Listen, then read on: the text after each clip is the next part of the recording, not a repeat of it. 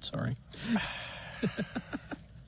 Because on this day, in 1962, Leslie Wonderman was born. Oh.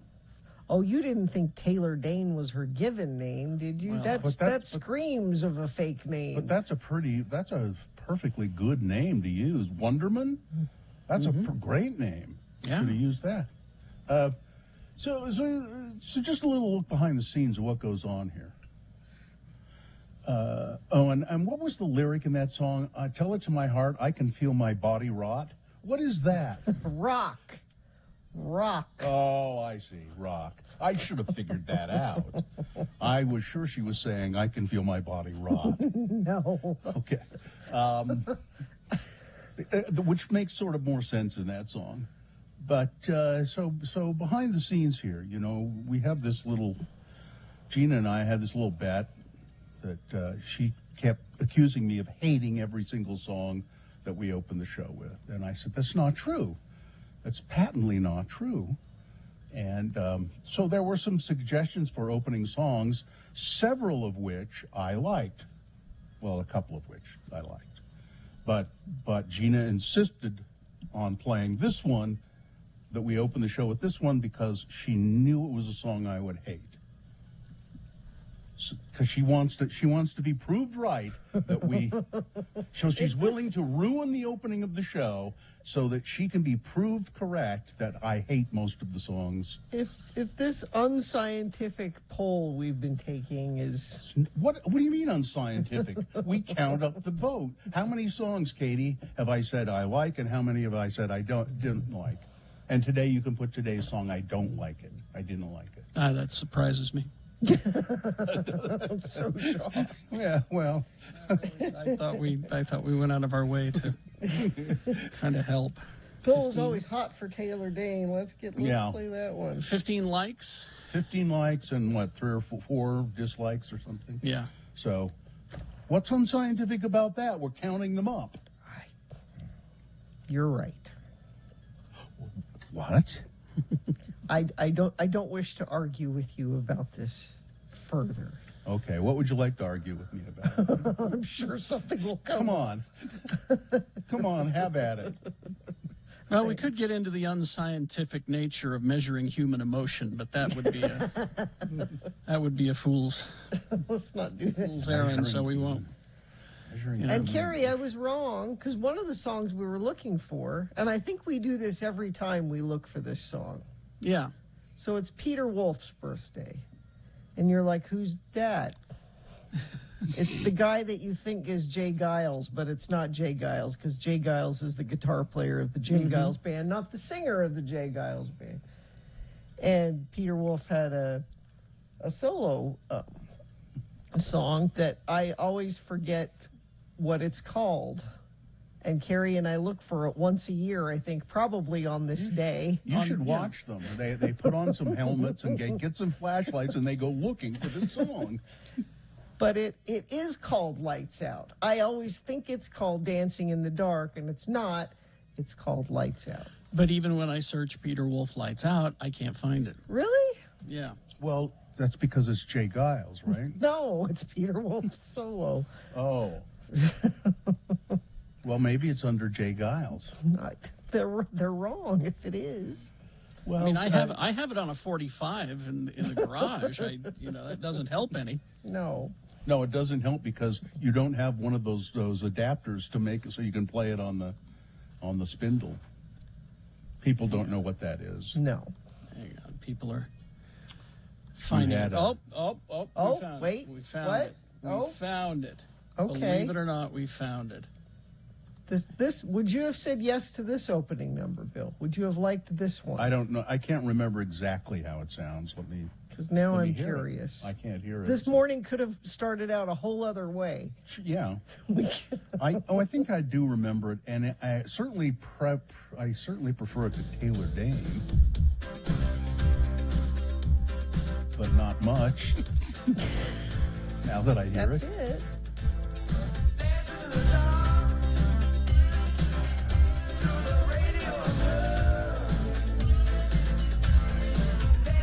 You see why I think think it's called Dancing in the Dark. Yeah. This is not a And good I thought it was version. called Radio of Love.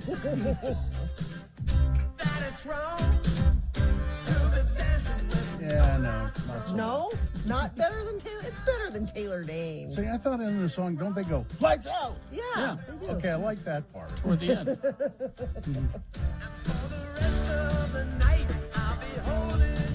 Tight. So It's just, see, again, it's just so thin. maybe you ask too much of songs. Listen, I want quality. I asked for quality. Quality. I want only European butter, and I want.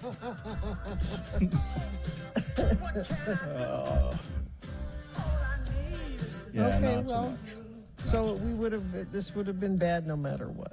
I guess. Well, no. We could have played Happy Mondays. I like that song. Right? Today is on this day for Happy Mondays would have been Paul Davis, the keyboard player for. But you know, it is true that compared Taylor Dane or Happy Mondays, we've overplayed Happy Mondays. Taylor Dane we haven't overpaid. No, it's our listeners were not familiar with Taylor Dane. This is a good song. This I is like really it. good. You know he talks so hip, man, you twisting my melon, man.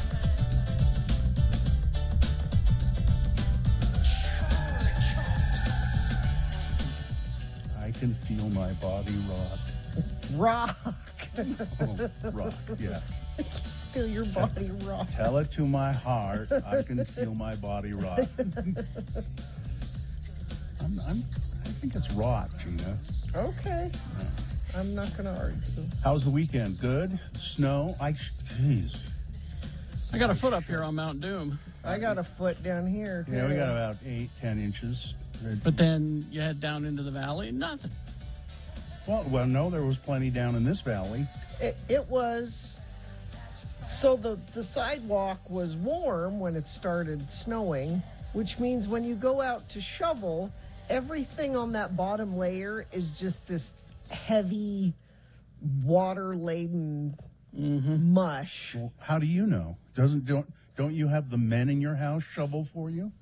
Well, Muhammad and I went out to shovel because Joe was putting together the treadmill that I bought from Carrie. And I wasn't going to do that. I'm like, I'll go shovel while you put that together. It was heavy, heavy snow. And I went out, I had these almost to my knee boots that I go out to shovel snow in. Your it snow was boots. almost, yeah, it was almost to my knees, the snow. Wow. It was crazy. Yeah, I think it was about 8 to 10 inches, shy of a foot, and it was just heavy, wet snow. And Yep. you go up into the avenues, trees down Trees Oh, are yes, down. yeah. because Trees the are snow down. was.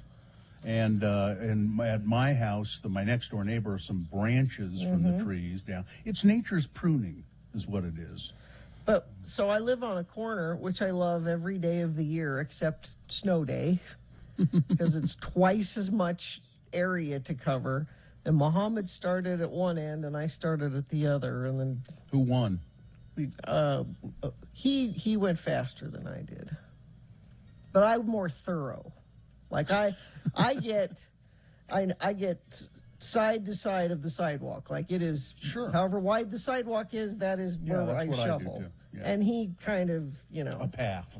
He just does a path, haphazardly. Yeah. And then you have to go in and clean up his work, which is what you always do. He will never learn to do anything for himself. Tidy it up a bit. Yeah. Well, that's all. But we don't have a snowblower. And, you know, there are some nice neighbors that do, like our neighbor did our driveway, which was nice. You know, they have the snowblower out. They're like, well, while I have it out, that was nice. But we don't have a snowblower. Well, my neighbor, the Ray, comes over to shovel her stuff. Ray's the handyman. And he's a really nice guy. And he says, Bill, I know your back's bad. You know, I'd be happy to shovel your walk, too. I'll do that. And I said, Ray, no, you know, I think I'm feeling okay. I'm feeling pretty good. And it didn't, actually, I think it did my back a little good, shovel some snow. But he's a maniac, and he doesn't have a snow blower, and he does like 7 houses or something. He's in good shape, I bet. Yeah. All right, we should officially begin the show, I guess. So let's take a break here, and when we come back, maybe you could check in with us. What sort of snow event did you have at your house? Ray said at his place out in Murray there wasn't much snow at all. But here in town it was bad, and up on Carrie's neighborhood it was bad. So what did you guys have? 877-602-9696. Check in with the Radio from Hell show. We'd love to hear from you this morning. BigOTires.com.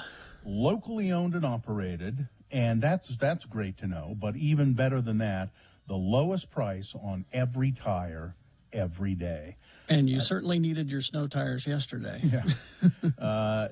Although, there maybe people have Big O tires on because there were relatively few accidents for the amount of snow there was. Yeah. But Big O tires, great service, even better deals. If you go in today, you can save up to $100 instantly on select in-stock sets of Cooper, Nitto, and Pirelli brand tires. That's through March 27th. And Big O tires, it's more than just tires, of course, brakes, alignments, batteries, fluids, all of that stuff. And Big O knows that auto repair can be an unexpected expense, so they have no credit-needed financing. No matter what your budget, they can help you out. Go to BigOTires.com, apply or make an appointment, rather, online. Big O Tires, the team you trust.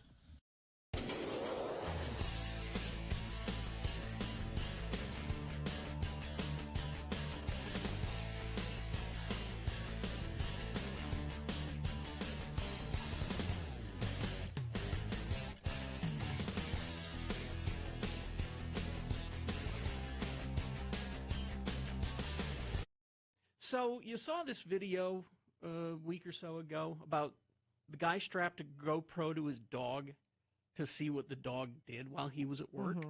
I didn't see it. It was disturbing because the dog didn't have a moment's rest. It was nervous and frightened In the house? and He's never coming back. He's never coming it would hear noises outside and be on alert, and it terrified me. Because I thought to myself about my dog, Ripley. I was just convinced because she can be a little high strung. And I was just convinced that I don't think she's big enough to strap a GoPro to. It'd be too heavy. we did not do that. We did, however, a friend of ours gave us this drop cam. What is it? What is that? It's a live camera that we set up. Like a nanny cam? Like a nanny cam. In the living room. Are you looking at her right now? This is broadcasting live from my living room right now. Now, does she just stay in your living room during the day, or can she roam around Well, the house? that's what we wanted to know. Her favorite spot seems to be, we've set up a little kind of a table next to the window, and she likes to sit there and look out the window. So we watched her for a day. She didn't leave that spot. Well, she's fine then. Don't you feel better? She's sleeping. Yeah. All the time. Well, that's good. She's a teenager. Exactly. She talking back to you? I thought she'd at least be on guard or a little on alert. Nah. No. She barely moves. A bomb can go off in the front yard. And that's the other thing is that it has a motion sensor, so it'll alert me. Motion is detected, That never happens. No. She doesn't move. She was a day. She was lying there. Then she's perfectly comfortable. This should make you feel good. Yes and no. She's kind of lazy. A little disappointed. She's never going to amount to anything. I think you ought to make her get a job. Maybe. Require her to get a little lazy dog. Lazy dog. Maybe get her, a list of duties, chores. Yeah. You leave her list on the counter. This has got to be done by the time I'm get home. She can put a little paw print next to the one she's completed. But yeah, that video of the dog that was freaking out, it was disturbing to watch. Made me very upset. Somebody in the chat room says that most dogs are like that. That guy's dog is just a neurotic mess. Really? Yeah. I'm pretty sure my cat who is a jerk when we're at home. Jerk cat. Mr. Fluffy Pants. I was sitting there yesterday. I was talking to my wife, and he came up and bit me on the arm for no reason. I'm just sitting there, like, ow, what are you doing? And it wasn't hard, but just kind of went and bit me on the arm. I'm certain that cat just sleeps all day, and then when we get home, it goes crazy. Well, it's because you're in its house. Yeah. When you get there. Yeah. He just sleeps all day. Do you think he's like a reincarnated dead person from somebody that hated you? And they're back to haunt you? No. No. You don't think so? No. No, I He's don't. biting you for no reason. No, Maybe it's I a don't. reason from a past life. No, I don't. No? No. I don't think that. I think the No, cat- I think he's a curse from God. God sent the cat to torment. Officially. No, he's just a rambunctious teenager who, when he bites me, I give him a little cuff up the side of the head, Hey. and he stops. I go, don't Yeah, do but- that.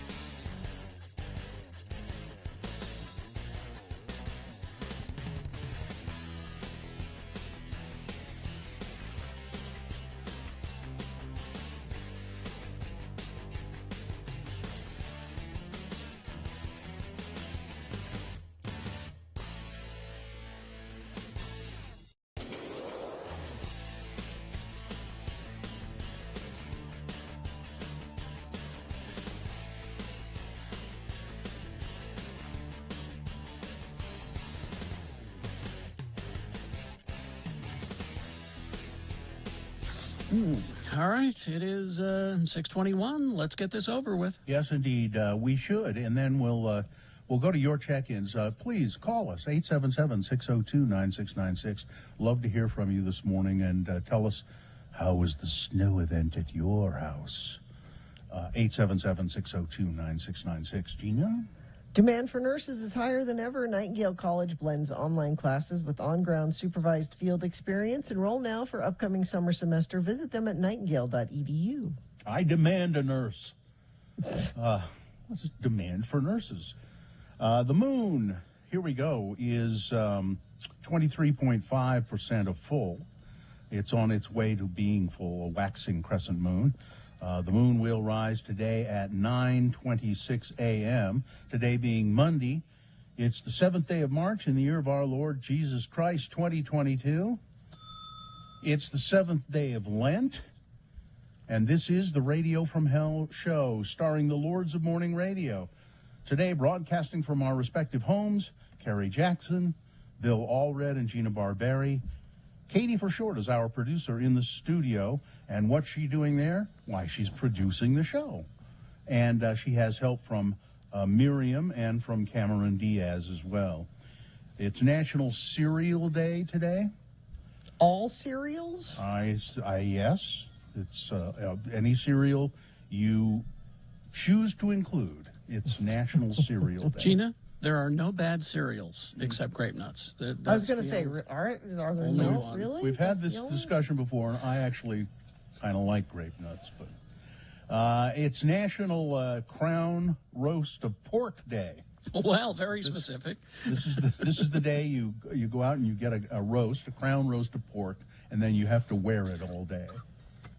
I'm the king of pork, is what you. And then it's also National Be Heard Day. National what? Be Heard Day. Be Justice heard? fell down. Excuse It's me. National Be Heard Day. National Be Heard Day. Jesus, Gina. All Gotta right. be heard. All right. All right. Let's see. Text check-ins. Crafty Lindsay checking in from Tucson, Arizona. Day 6 of 16. Missing home, but not the snow. Nurse Christopher checking in. Not a ton of snow up here in the frozen wasteland of Logan, but enough to be irritating. Wait a minute. A boy nurse? Cicely checking in. I'm in West Jordan. Maybe got 3 inches. Johnny B. It started snowing when girlfriend and I were eating at the Bayou on Saturday night. I lost the bet that it would only snow an inch or two. Yeah, I was sure it was going to be overblown, and Yeah. Let's see, Liza Brarian checking in Crazy Thunder and some rain in Taylorsville, but we couldn't get much snow, and what we did get melted pretty quickly. Spring break for SLCC this week. Utah weather. Metal Shop Mark, we got most of a foot and lost a branch about the size of a coffee can. That's a significant. That's a thick branch. Let's see. Good morning, Lord. Shasta here. I'm here. I'm glad you got some snow. It just rained here and sleeted yesterday, leaving everything covered in ice again. Shasta in New York. I hadn't heard any reports about how much was actually in the mountains where it really does us good. I kind of think it was more down here than it was up there. Let's see. 8 inches wet and heavy out in Kearns. It's always wet and heavy out in Kearns. I thought that was we got 8 inches from wet and heavy out in Kearns. Hi, I'm wet and heavy. Grape nuts are great. Pour a bowl the night before with milk. It'll be just right in the morning. Yeah. Exactly my You point. can run it through if you don't mind it warm, which I kind of like, you run it through the microwave. Let's see. Teacher Emily, 6 inches in Sugar House. Dustin the Hatter, we are on day 2 of plowing for the Salt Lake School District. Oh. Light snow in Provo. Branches down. Power went out for almost 12 hours in Magna. Alex. Yeah, there was a lot of power outages around yesterday. Mm-hmm. And our friend Paulette in New York City. It's 70 effing degrees here. Nobody worry, the planet is fine. Really? 70 degrees? Weird. That's what she says. Jeez. And it's morning. So no one chose to use the phone, huh? 877-602-9696. Who knows? Very well could not be working. Let us know. Let us know We by tested calling it. It's working. Oh, is it? Okay. People just don't feel like speaking today. Let's see, Madison, Wisconsin, a couple of inches overnight. Thanks, Madison, Wisconsin. All right. Well, that's good enough for me. Okay, let's get it over. Let's get some traffic then, Gina, please. Yeah, let's see. Snow is falling in central Utah. If Fillmore is part of your commute, they've got snow-covered and icy road conditions down there. Let's see. I-15 looks like a sheet of ice in Payson. Several reports of slide-offs between Payson and Santaquin, so we're not out of the woods yet as far as weather events goes. Let me look at the Salt Lake Valley. Everything looks good there, so it looks like more of the problems are further south. If you see something, you can text us 33986 and we'll pass it along. You can enter to win a $500 Visa gift card courtesy of Broadway Media and Utah's Medicaid and CHIP programs for children. Go to x96.com to enter. All right, we'll take a break here. We'll be back. We got very important sports coming up with Edward K. Brass, Mr. Amy Donaldson, as we like to call him, coming up in our next break. And, things that you need to know as well. All coming up. Stand by. X96.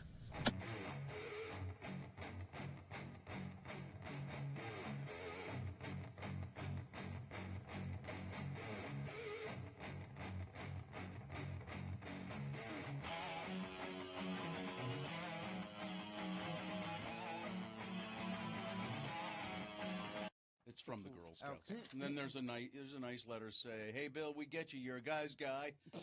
You have unassuming strength, a casual confidence, and an uncompromising integrity, and are so dumb you don't know this is a form letter. Wow, they really know who I am. You know the spread of Sunday's game and have a steak ready to grill and a cold drink waiting in the fridge. You're man enough to be a Girl Scout." So I've been given a membership in the Girl Scouts. So what do you And then I got this. do? You have to sell your own Girl Scout cookies? No, I now?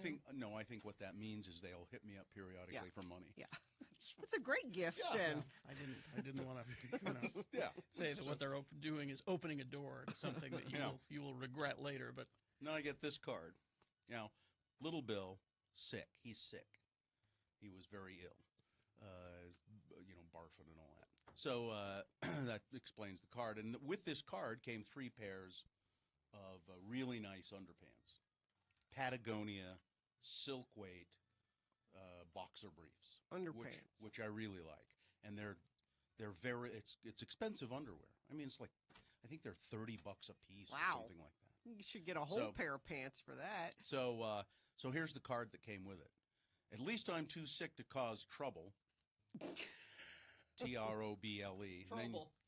And then you open it up and says, or am I? Question mark. This is your Father's Day Yes. card? Fortunately, you can cover your ass with these. Happy Father's Day.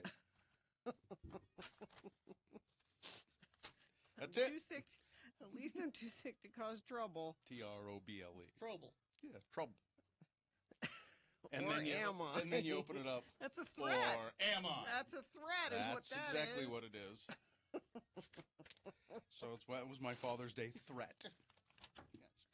Anyway, that's nice to be a Girl Scout, though. Snowbird was awesome yesterday for Father's Day. There were a ton of people. Saw lots of friends of the program up there. They had garlic fries. It was perfect. They had bacon on sticks.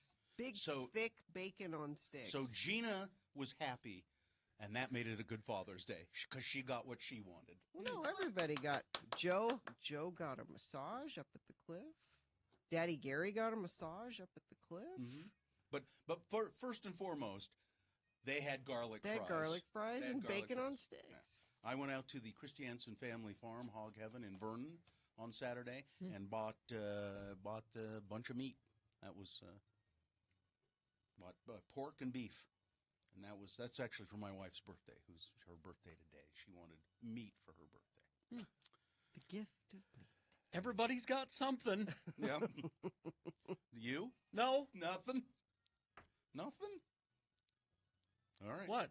What's good? I'm not a father. Well, you didn't see your dad. I did. Oh, you did Oh, see you your did. Yeah. see that. How's he doing? He's fine. Okay. Yeah. How's his Did you mustache? give him meat? No, he gives me meat. Oh, okay. He's the Carrie- farmer. Carrie gives him money. Yeah, I give him cash. We've discussed that. Here, Dad. He does it under the table so nobody can see. Yeah, there you go. Hold There you out go. your hand. Buy some more life-giving medicine. There you go.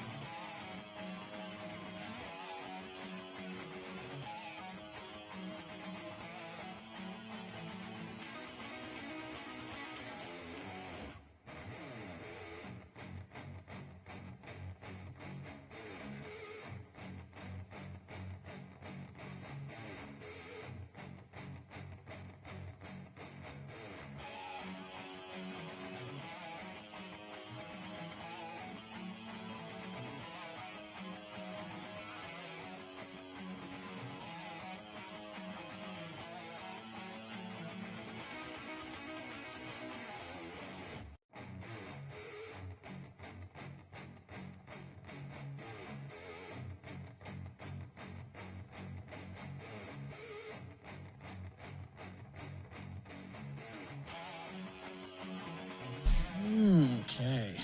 Very important sports with Edward K. Brass coming up here in about 12 minutes or so. How are you doing? Good. Are you good? I'm good. Are you good? Yeah. Yeah. What? Well, tell me what time it is, will you? 6:32. 6:32, and you're still good. You're okay. Okay.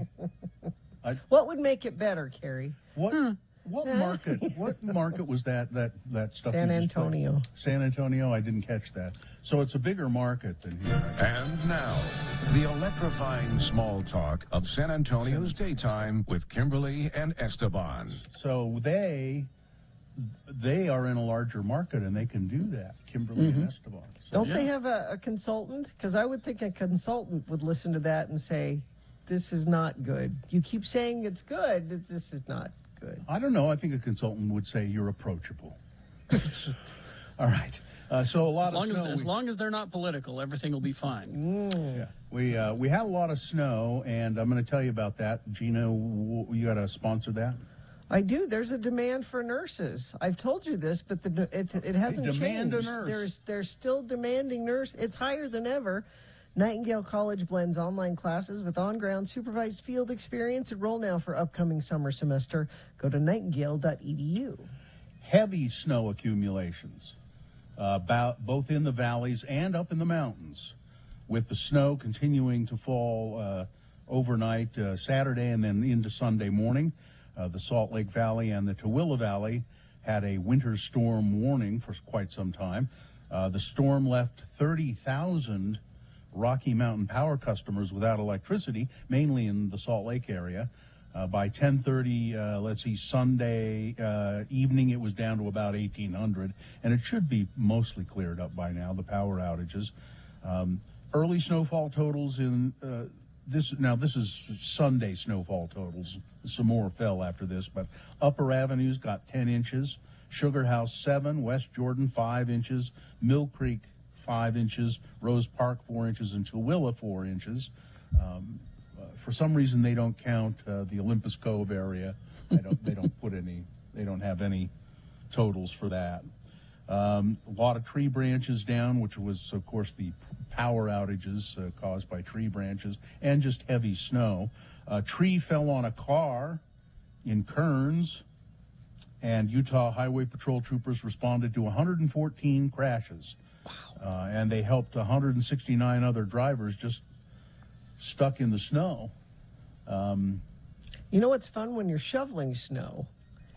I don't know anything that's fun when you're shoveling snow. And you reach a point where you're stuck and you can't figure it out. It's because a tree branch has fallen over the sidewalk and then it snowed on top of it, and you're trying to that's fun. I encountered that. Did you have that happen? Yeah. I also like there are big tree branches and stuff hanging over the sidewalk and stuff in my house, and you're under there and you're shoveling the sidewalk, and all of a sudden a big blob of snow decides to fall out of the tree and right down the back of your neck. That happened to me yesterday, as a matter of fact. And but then Tim the Tree Guy also taught me that you need to remove as much snow from the trees as you can in a timely fashion, so that it doesn't break them. I got this this shrub that grows up the side of a wall here in the backyard, and so I have to go out and knock the snow off of that, and about the only way to do it is standing directly underneath it. And so I always get covered. I always get covered with snow when I do that. Now, is this the only opportunity you've had to use your heavy-duty snow blower this winter? No, I've used it several times this winter now. Oh, really? Okay. A Russian military strike hit an evacuation crossing point in Kyiv, a suburb of Kyiv, and there are pictures of this, and it's just awful. Yeah. Killing a family with 2 children and several other civilians trying to flee the Russian invasion. There was somebody was shooting some video, and there's video of it. Rocket attack, and the kids and the mother dead on the sidewalk. The people trying to help the father who was still alive. I don't know if he survived or not. I suspect not. 2 mortar or artillery shells hit that checkpoint, just in a little neighborhood, urban neighborhood of Kyiv. It's been the site of intense shelling by the Russian military because, if you really soften up the civilian population. What? If you do that, then what? Well, then I'm telling you, the thinking of that is the country will not feel that they can sustain that, will not feel that they can continue to sacrifice innocent people, and they'll surrender. Yeah. The government will say, okay, we can't have children lying dead in the street anymore. We give. We're done. That's what the objective is there. It is the worst way to do things. Do you see that? There's about a 9-minute video of a Russian soldier who was captured, and they interviewed him. It's all over social media. Yeah. And you should watch it. It's hard to watch, but he talks about how this is not what they told us. before we came, why we were here, what our objective was. None of this is what they told us. I heard a news story over the weekend. There was this woman who lives in Ukraine. It's one of the cities that's close to being taken. And her mother lives in Moscow. Her mother lives there. And she called her mother and was telling her what's going on. And her mother didn't believe her own daughter because all of the, the control of the message in Russia. No, that couldn't be. That's not what's happening at all, my dear. You must be mistaken. This Russian soldier said, we deserve to be arrested and detained and whatever you do to us because what we've done is horrible. This was not what we were instructed, what we were coming into. We thought we were going to be liberators. We thought we were peacekeepers. Liberators from what? The Nazis, Bill. Yes. The Nazis have taken over. Meanwhile, That's Russia. what they were told. Meanwhile, Russia has gone full fascist. If you see that video, the other video of with the guys with the Z's on their chest, that's the new swastika, by the way, is that letter Z. The Kanye West. Oh, yeah. Kanye is trying to defend himself for this video that he made of decapitating Pete Davidson and torturing There's him. no defense of a clay it. figure. I watched just a little bit of it, and it's brutal. It's awful, and it looks like Pete Davidson. He is now Kanye is being called out, of course, for doing it. For this video that depicts Pete Davidson being beheaded and then buried alive. Kanye said, hey, I'm just being an artist. This is artistic expression. Art is therapy, just like this view. Art is protected as freedom of speech. Art inspires and simplifies the world. And I think, as I watched that video, I thought, this is not inspiring.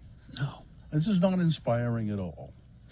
A trucker convoy, hundreds of vehicles protesting COVID mandates in Washington, D.C. now, led by a group of truckers gathered at a racetrack in Hagerstown, Maryland, before leaving to protest on the Capitol Beltway.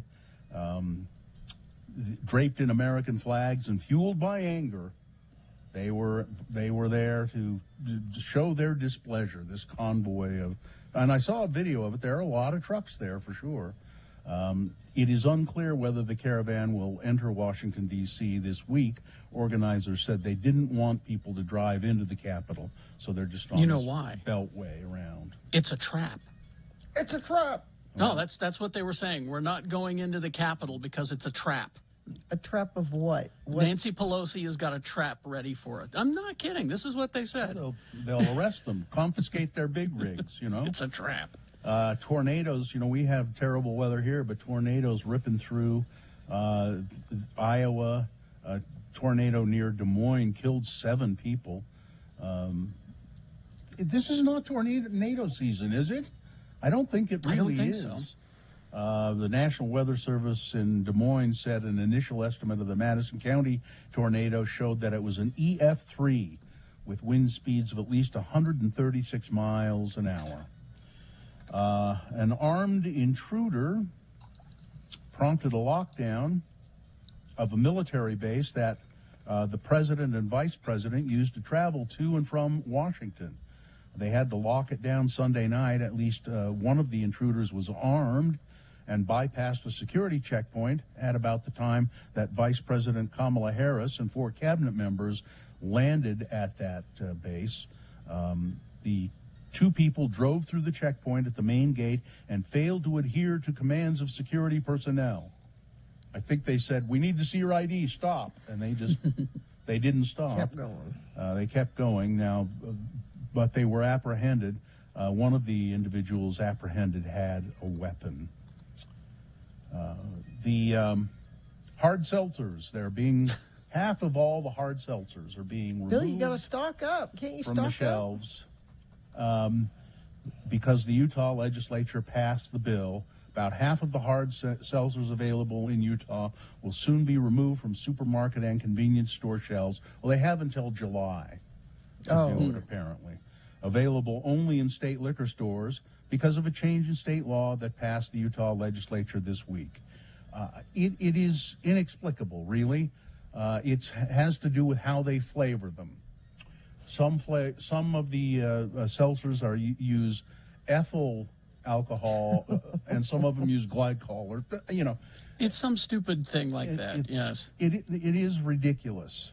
Here it is. The suppliers are having to go back to their flavoring houses to see what can be reformulated with ethyl alcohol, or try to get it switched over to propylene glycol, because this other one we think is terrible. It makes no sense. It's the legislature. They think they know things, and they don't. They do their own research on the internet, and that's what happens, and we get our laws that way. So if you like the hard seltzer, if you like the Bud Light hard seltzer, 3 flavors: lemon, lime, mango, and strawberry. Out of the store, out of the convenience stores. We'll have to go to the liquor stores. Bon and Viv Spike Seltzers. 6 flavors of Coors. 3 flavors of Langenkuhl Spritzen.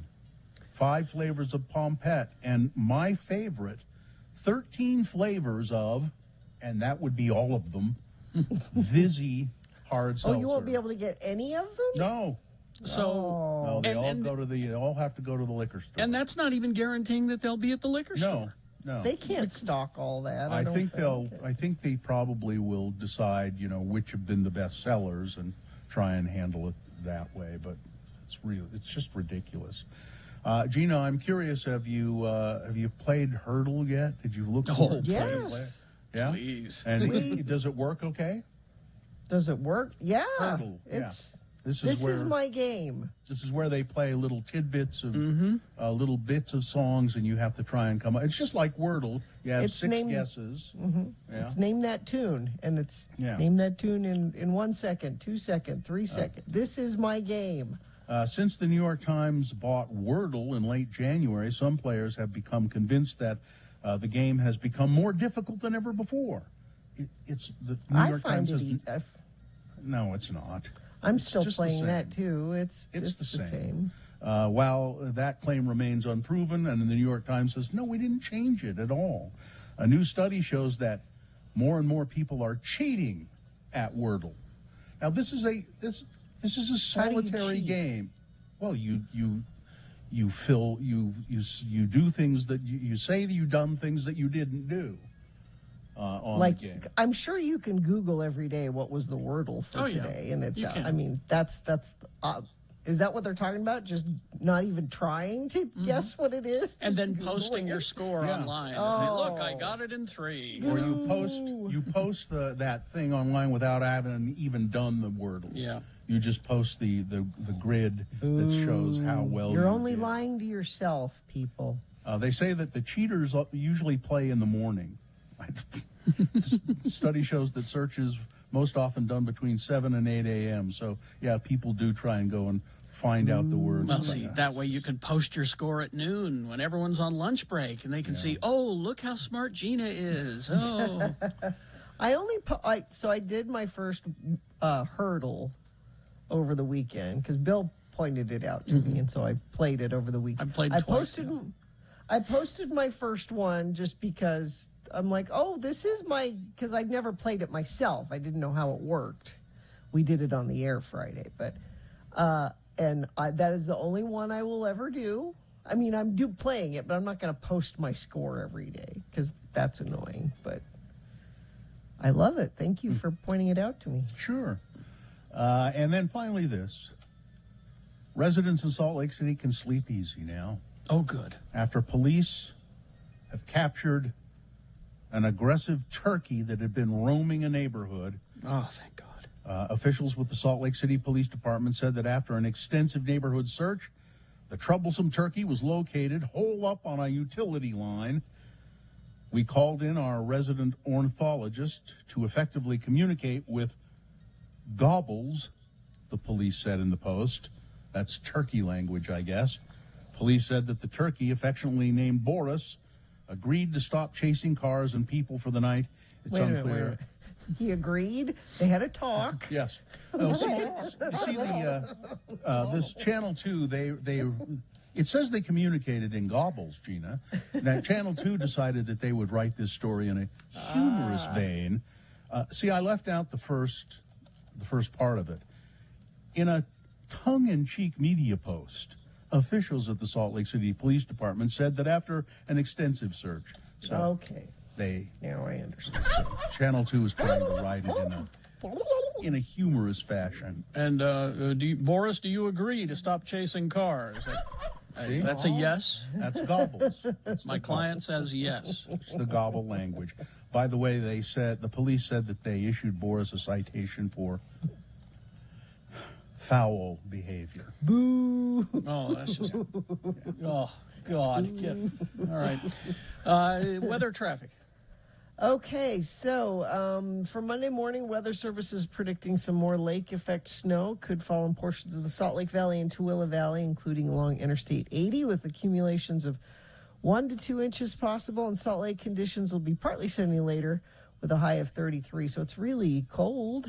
And we have another storm system coming through tomorrow, it looks like. Traffic, let's see, there's a vehicle stuck between the freeway barrier and the sound wall westbound I-215 near the Redwood Road exit in Taylorsville. It'll take a while to get that removed, but it looks like traffic's moving okay through there. We also have a crash eastbound I-80 approaching the 23rd East exit. Cars are on the right shoulder, causing a little bit of slowage. Lots of ice in Payson, between Payson and Santaquin. Several reports of slide-offs there, and actually a friend of the program also sent in lots of accidents in Payson on I-15. Looks like it's icy through there, so make sure you slow down and give some extra space between you and the cars in front of you, particularly down in Utah County. That's traffic. All right. Sports brought to you by. Locally owned Young Automotive Group has over 8 different brands across 6 automotive and power sport dealerships. Check out the variety online at youngautomotivegroup.com. Think Young, think Ogden. And now, here he is with very important sports. Mr. Amy Donaldson, Counselor at Law, Edward K. Brass, Esquire. Good morning, Mr. Brass. Good morning, sir. How are you today? Doing well, thank you very much. And yourself? Excellent. Good. So welcome to this is the I'm living in the puppy bowl edition of Very Important Sports. Yeah. How many puppies are in your house right now? There are only 2, but they sound like a fleet of puppies. Is that what they call it? There's Fleet, about Yeah, it's 20 a of them. fleet. Yeah, fleet. That's the word. Yeah. For Mauricio Paez at the confluence of the Allegheny and Monongahela rivers and future Texas Governor Raul Montemayor, there actually is Formula One news. Oh. Nikita Mazepin, the Russian F1 driver for Haas, which is an American company, had his contract terminated for Russia's invasion of the Ukraine. His father, Dmitry, is a Russian oligarch, buddy of Putin. So they gave his son the boot. The Russian Grand Prix in Sochi in September 2022 and St. Petersburg in 2023 have been canceled for the same reason, the invasion. In soccer, or football, as we like to say, RSL 1, Seattle 0. It was a 4-hour match. The match was delayed by lightning, thunder, snow, and bad announcing.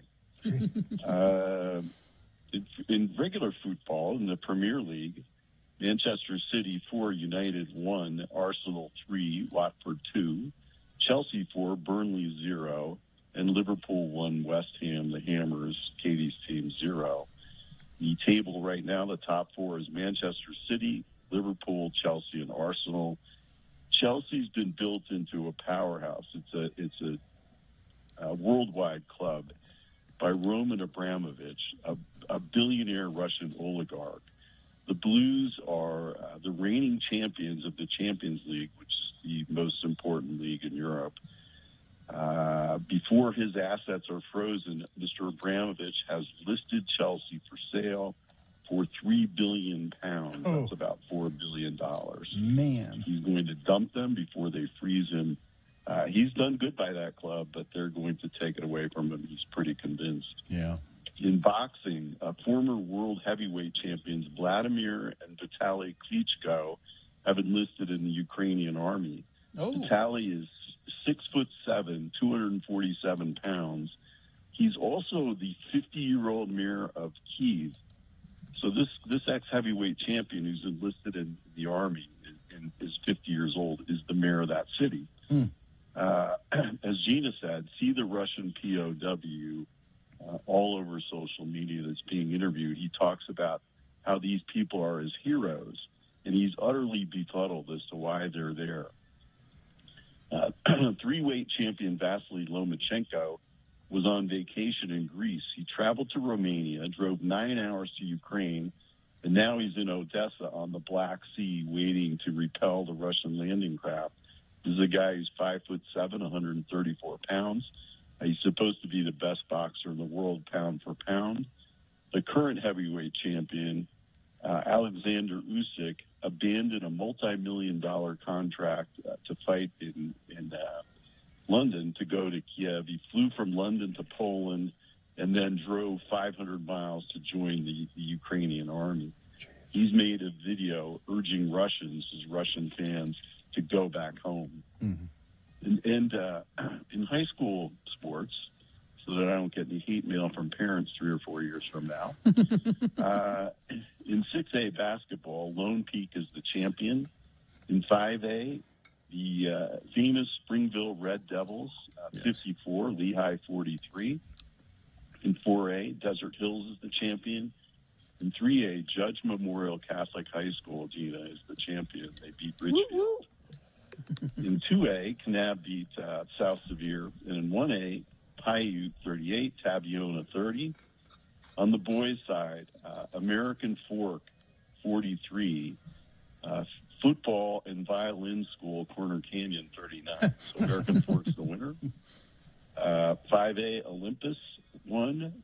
4A, Snow Canyon over Dixie. 3A, Layton Christian, who can recruit, over Grantsville, who can't.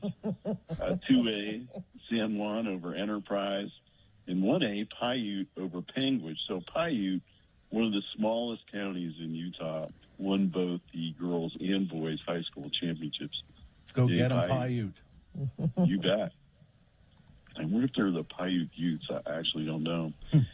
In college basketball, Pac-12 women's final, Utah 48, Stanford 73. Stanford, don't feel bad, Ute fans. Stanford's the number 2 team in the country. Utah will go to the NCAA tournament anyway.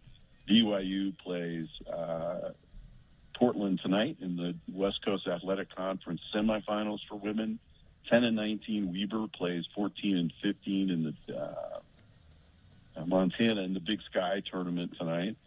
Fresno State 75, Utah State 80, so the Utah State women are still alive in the Mountain West tournament. The men's tournament starts this week.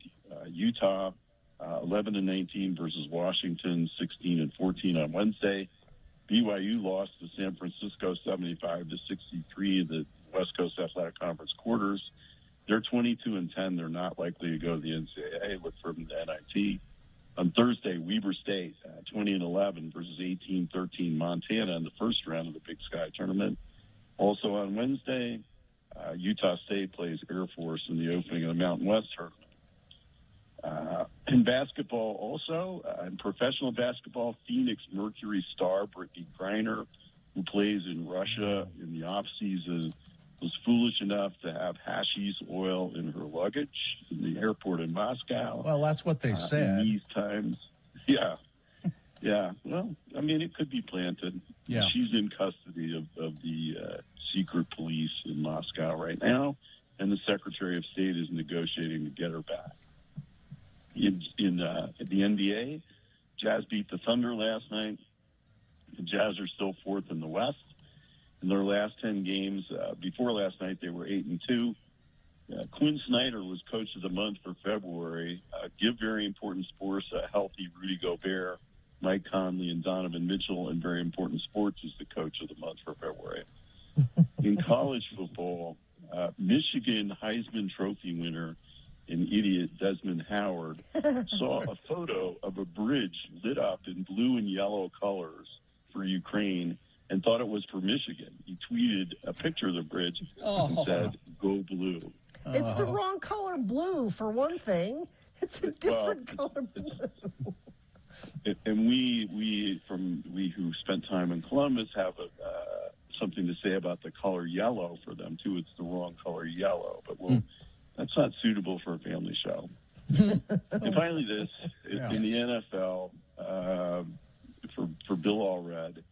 Yes, Tom Brady is still retired, but his former coach, Bruce Arians, Tampa Bay Buccaneers, was compelled to say over the weekend that Tampa Bay is not going to give Tom Brady permission to negotiate with other teams. So maybe Tom isn't really retired. He may be angling for another job in professional football. Mm-hmm. And there you have it for your Ukrainian invasion sports, March 7th, 2022. The Paiute Thunderbirds, that's their mascot, by the way. Okay. That's a good one. All right. Makes sense. The Thunderbirds in central Utah, but there you go. Well, yeah. Okay. Edward K. Brass, thank you so much. I right. know you've got puppies to take care of, so we'll let you go. All right. Have a lovely you. day. Thank you. We'll see you. Traffic, Gina, please. Oh, 2 separate crashes reported about a mile south of Payson. Snowy and icy conditions, looks like, down there and between Payson and Santaquin. Have heard from a few different friends of the program who were reporting as such. Things a little bit better the further north you get, although we have a crash in the cleanup stages westbound I-215 approaching Redwood Road in Taylorsville. Let me check our message stream, see if anybody sent anything else in. No, but if you do see something, you can certainly let us know, and I'll pass it along, 33986. Okay, we will take a break. We will be back. We got round one of your boners coming up. I have to ask Gina about this Lent thing. Okay, we'll get some Lentucation coming up here in the next break. Stand by for that. Hoops Vision Correction, HOOPES Vision.com. Our good friends at Hoops Vision, they're looking forward through the snow to spring at Hoops Vision. They want you to make sure that you have your vision corrected for springtime fun. You can get rid of your glasses, get rid of your contact lenses if you go to Hoops Vision, Utah's trusted LASIK providers since 2000.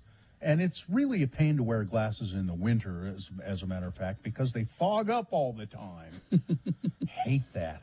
So right now, ask for the Spring in Your Step special at Hoops Vision, $800 off LASIK. That's $400 per eye. Carrie has done the procedure, so have I. Yeah, our love it. family members. We got rid of our glasses and contact lenses, and we have never looked back. So schedule your free, no-obligation LASIK consultation at Hoops Vision today. Just call them, 877-30-LASIK, or you can book online at hoopsvision.com.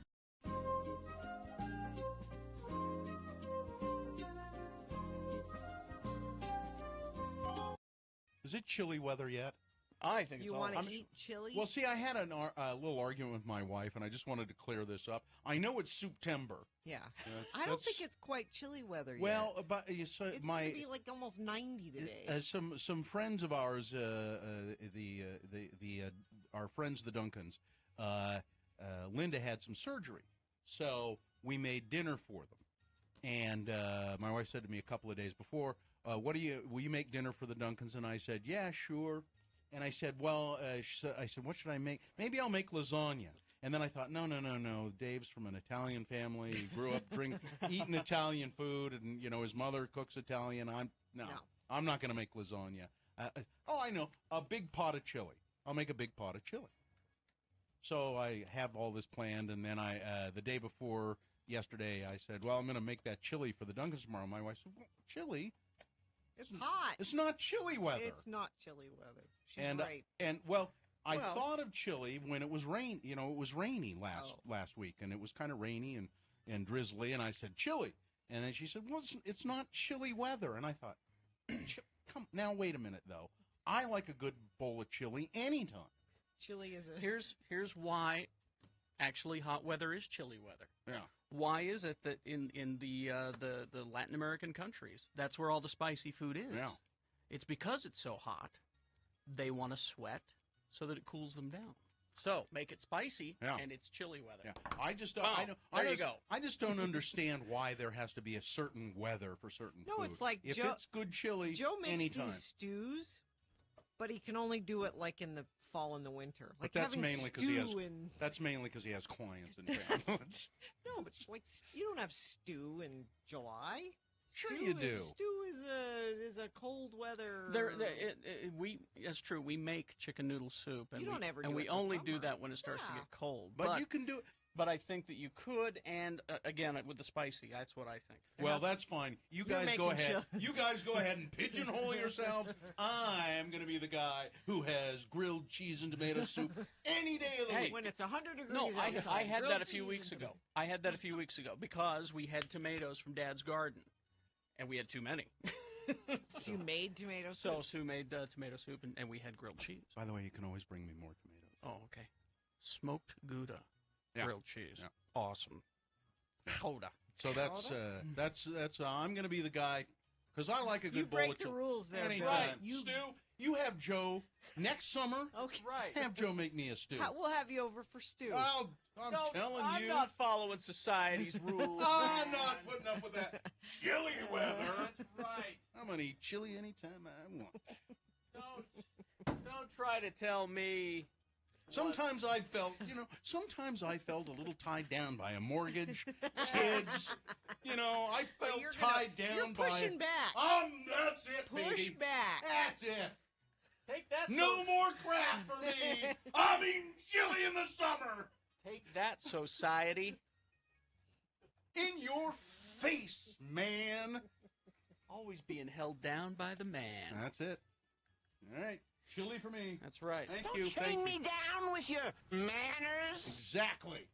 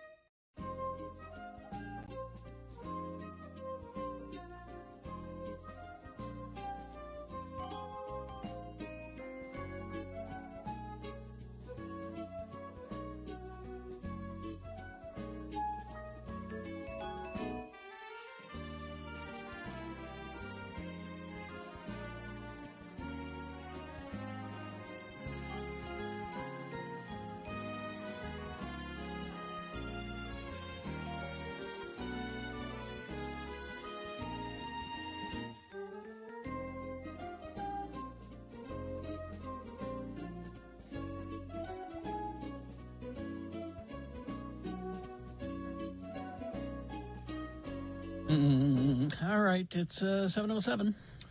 I need to ask Gina a question about Lent. But first of all, you see what I got over the weekend? Oh, you got a back scratcher. I did. I got one. It's a back scratcher. It's really nice. It's bamboo. And I got it I went to the dollar store. So how much was it? It was just a little. They've raised their prices a little bit. It's just a little over $1. It was like $1. And worth every penny? Yeah. Well, as a matter of fact, I like it so much. I want one for every floor of the house. So you don't I'm have not to do kidding. without it. I'm going to the back and buy 2 more of them. You know what? You should buy more and tape them together so that it's like bigger instead of that. Like because splay that's it out? because that's what, like 1.5 inches, No, maybe. it's okay. No, but it's okay. Because if you were to get 2 or 3 and tape them together, then yeah. It works. It's Nice you know, big it's- wide I swath don't. I on the have back, you I have know? a narrow back, Carrie. Narrow Just have a narrow back. But you go to the dollar store. It's you walk in and there are a lot of people who depend on the dollar store. Sure. for stuff that they need around the house, and so there are usually a lot of people there, but it's kind of depressing. And the reason it's kind of depressing is a lot of the lights are burned out and they haven't replaced them. So it's kind of just dim and dark in there. They got light bulbs in there?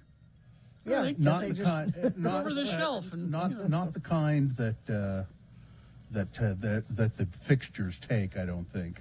And it was kind of dim and dingy. But I finally found the back scratchers. I had to search around. Then I went to the counter, and the only clerk there, the checker, the woman that was checking people out, she was doing something over there, stocking some shelves, and I came up, and she said, "Oh, go to the register over there, right there." And I said, "Okay."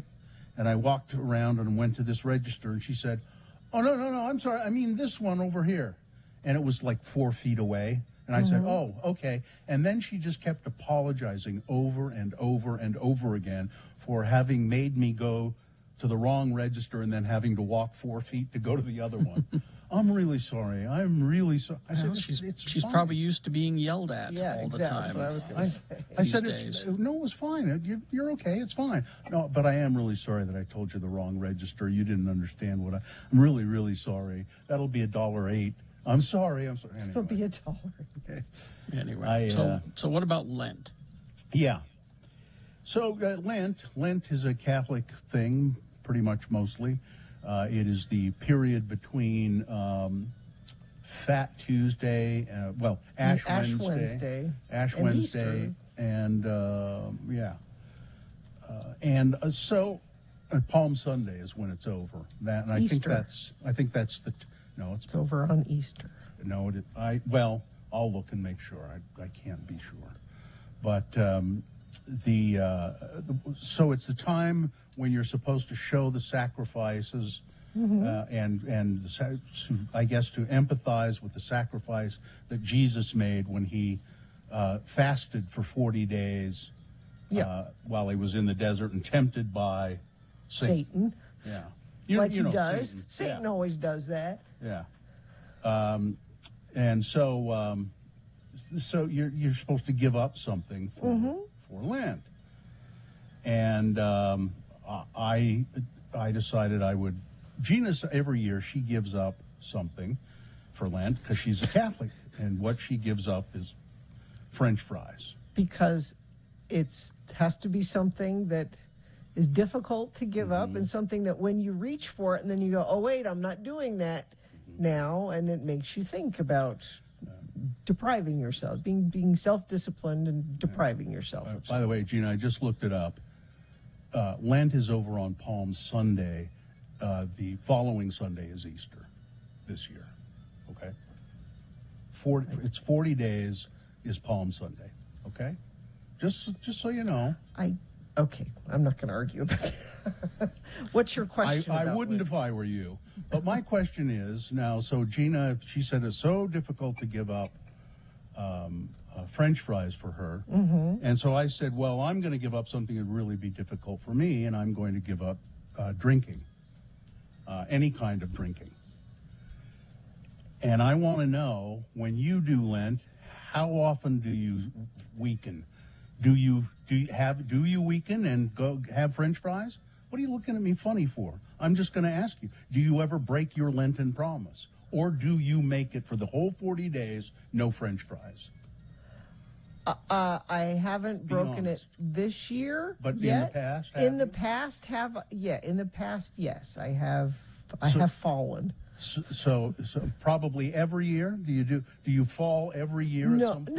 No. Because some You've made years it the I'm whole like, no, 40? I'm gonna, yeah. Okay. But in some years you just couldn't take it anymore. Your craving, your jonesing for French fries has been so desperate that you've had to break your commitment to God and have French fries. Is I that see right? where this is going, Bill. I'm just asking. Because Yes, it has okay, happened. thank you. Thank you, and I thank you very much for telling me that and being honest about that, because that gives me permission. Now, has No. it happened, or you're planning on it? No, it hasn't happened. but I think I have sort of permission, and I don't even have that thing of God hanging over me like you do. So That thing, you don't even give a care about that. yeah, that part. God thing isn't hanging over me.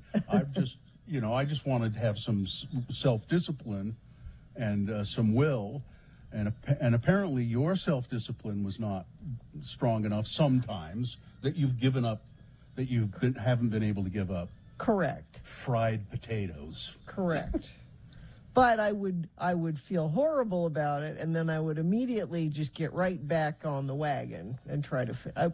It wouldn't be like if I fall once. see. Well, that's it. It's I see. So you would one day you would fall off the wagon and you would have Yes. French fries and then feel guilty, and Yes. the next day not have French fries. Yes. Okay.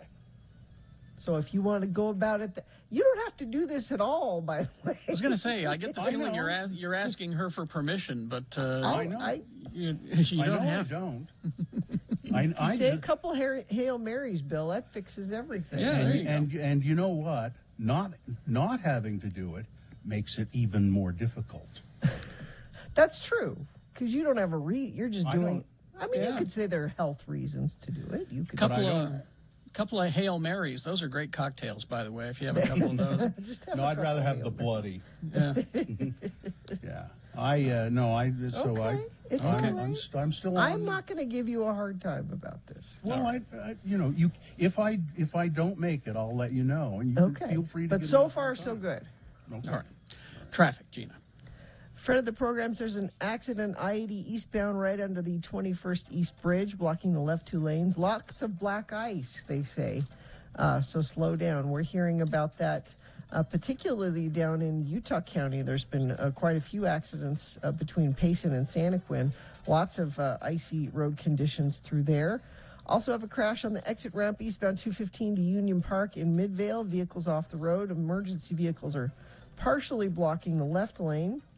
Crash on the exit ramp from northbound I-15 to go 53rd south westbound. The left turn lane closed there. So we're seeing some icy conditions this morning. Maybe you weren't expecting that. Be aware of it. Give yourself some extra space between you and the car in front of you. Maybe leave your lights on. Maybe leave a little bit early this morning, that kind of thing. If you see something, you can text us 33986.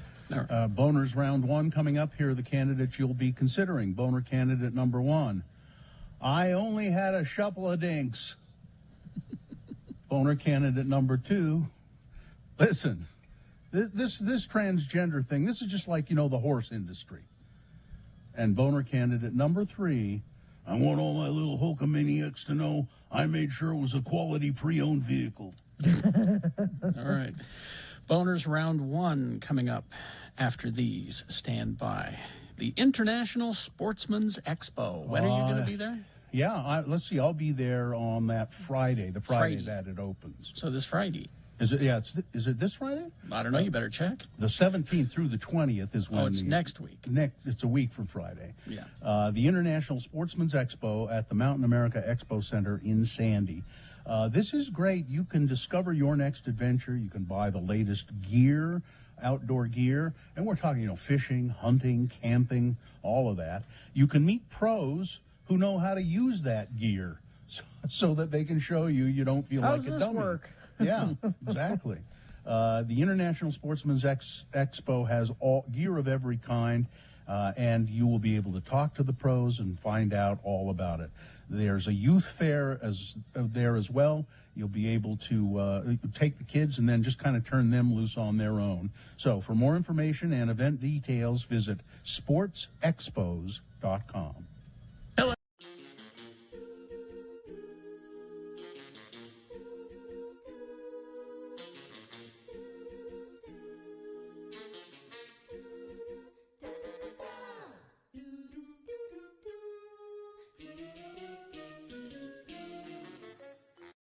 All right, so we're downtown now. We're Broadway Media Yeah. because our building is on Broadway. Yeah. Third South. Third South. Now, the mayor has taken an awful lot of time and money to build very special bicycle lanes Yes. here on They're Third Dedicated. They're very nice. Dedicated. So I'm walking down Broadway yesterday, And here comes a bike rider toward me on the sidewalk. Jerk. On the sidewalk. He's on the sidewalk, riding his bike down the sidewalk, coming towards me. Wienermobile! Sorry. For some reason, the Wienermobile's outside. I'm sorry. I knew she'd do that. I ignored it. You ignored the Wienermobile? I did. You know, you can acknowledge in your head the Wienermobile when someone's in the middle of telling a story. I'm sorry. You know. It's on 3rd South, Broadway, where your story takes place. So the bike's coming toward you. Mike's coming toward me on the sidewalk. Tell the story to me and shut up, Mike. Yeah. And so and this is exactly how I did it. I wasn't a jerk about it. I wasn't, hey! I never did that. Mhm. I went like this. Bike lane. You could use the bike lane. Said it exactly like that. Mm-hmm.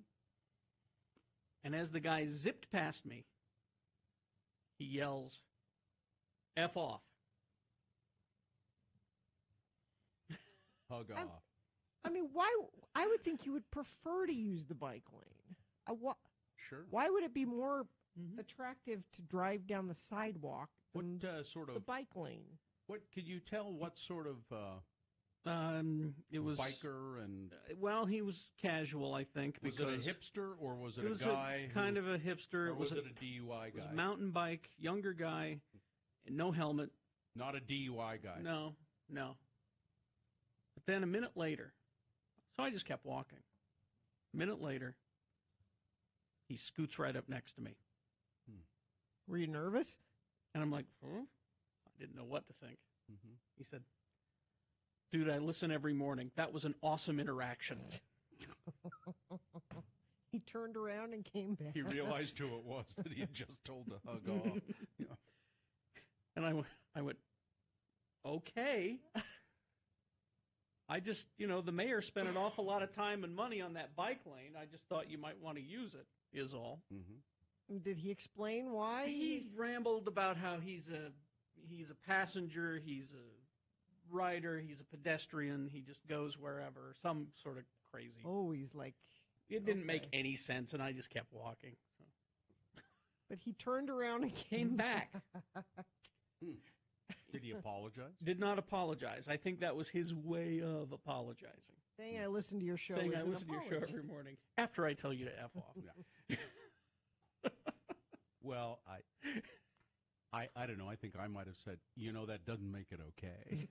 I didn't care to interact anymore. Once he started going on about how he's a pedestrian and a passenger and all Doesn't that, make any sense. I went, okay, I don't want to talk. I don't want to talk.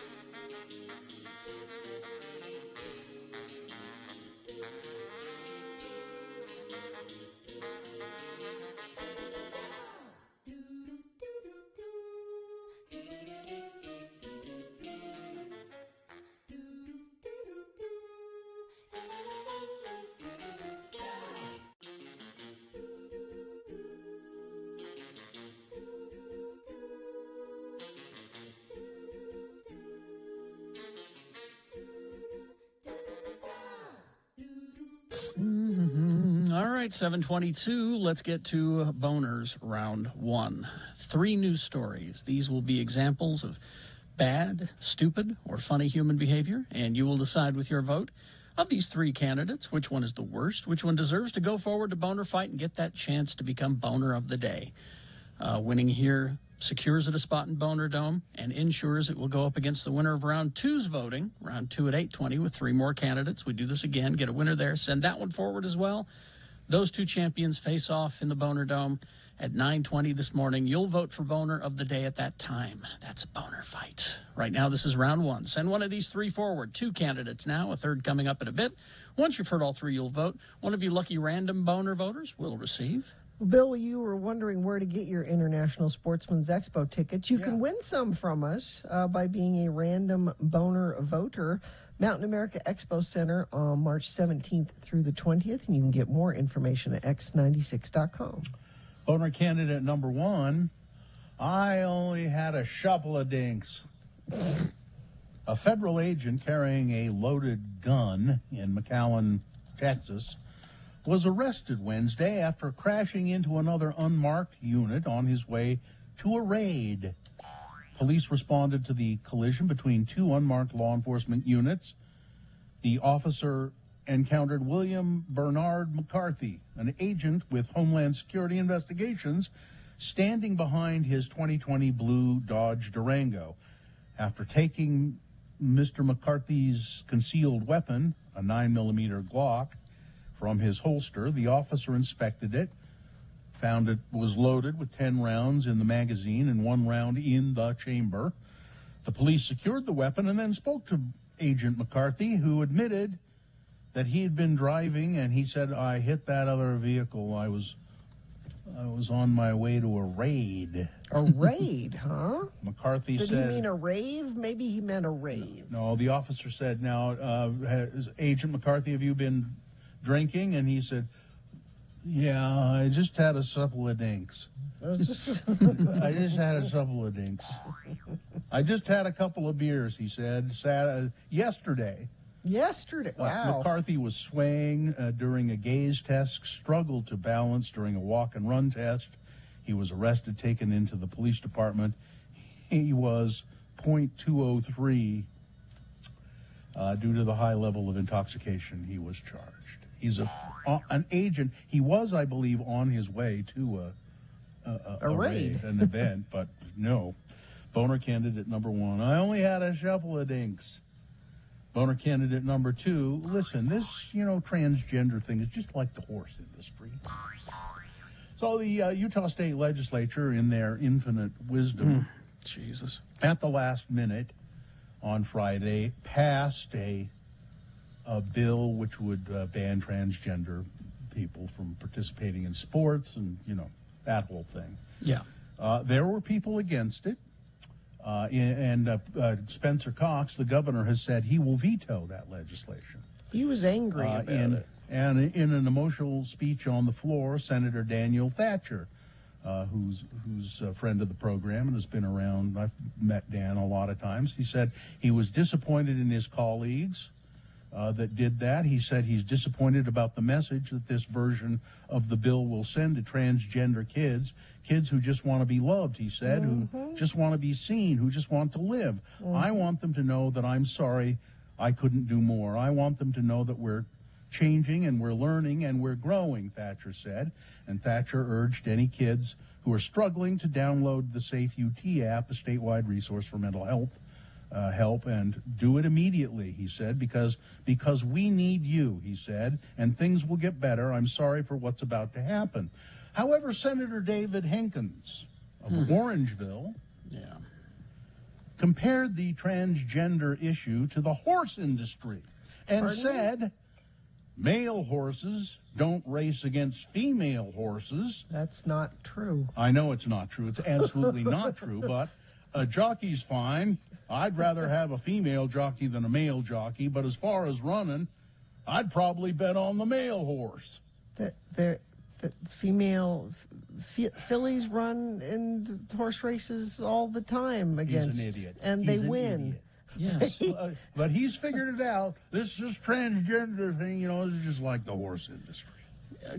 Again, it's Boner candidate number 2. It's these old white men that have been fooled by the internet. He doesn't even know the horse industry. No. Yeah. I mean, not that that's a good comparison, even a little bit, but he was looking for anything, just anything to support his hatred.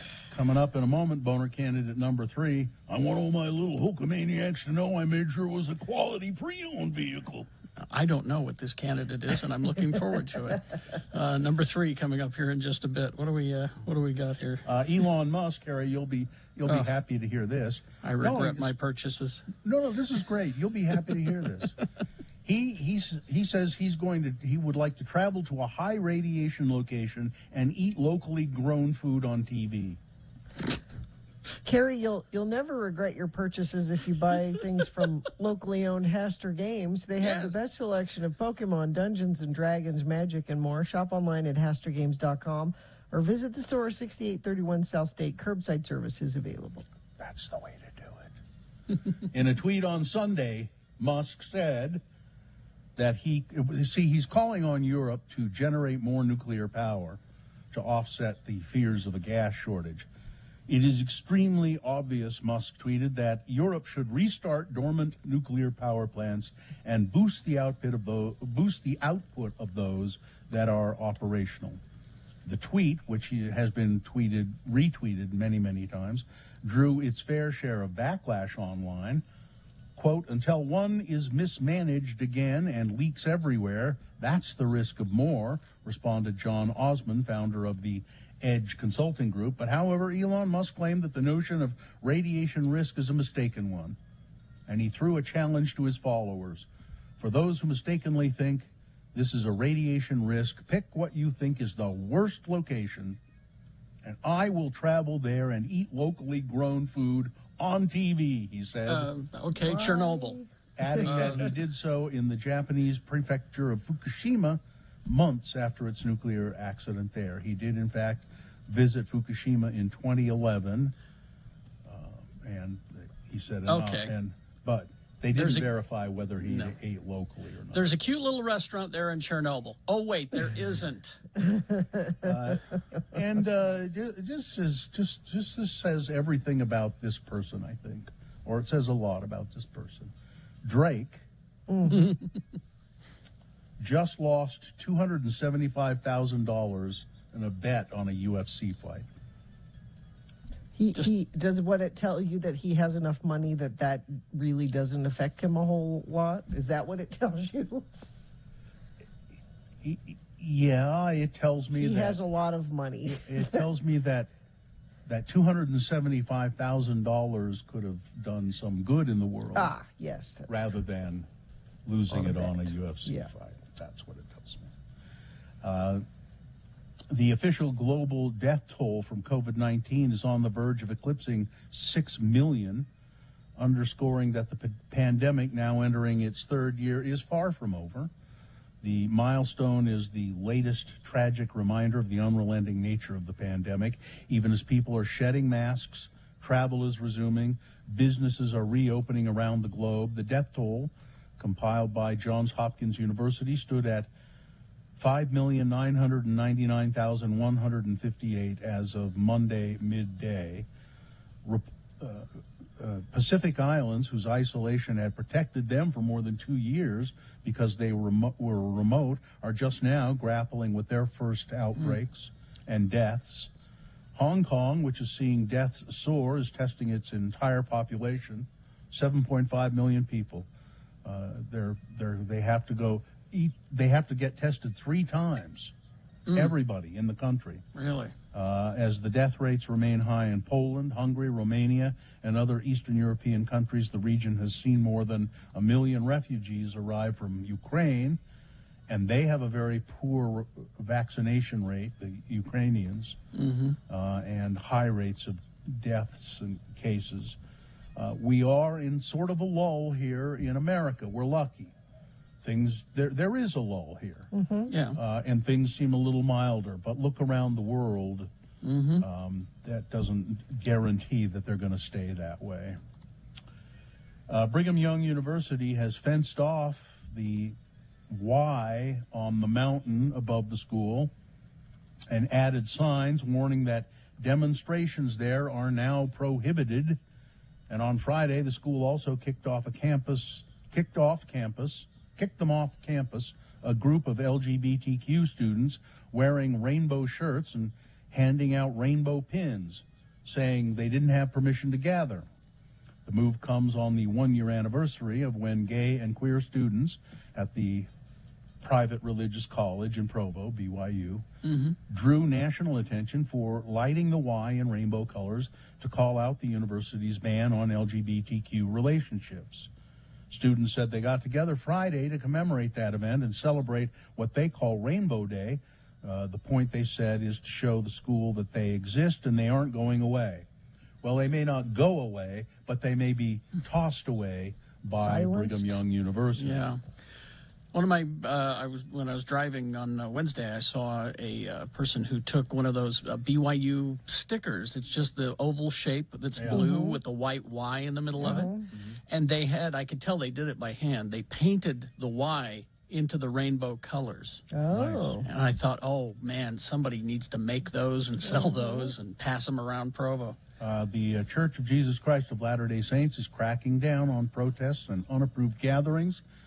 They enforced those policies this week by throwing those students off campus and by fencing off the Y. It used to be that you could just hike up there and go up there, but no more. You know what would be easier if you just embrace it? Yeah.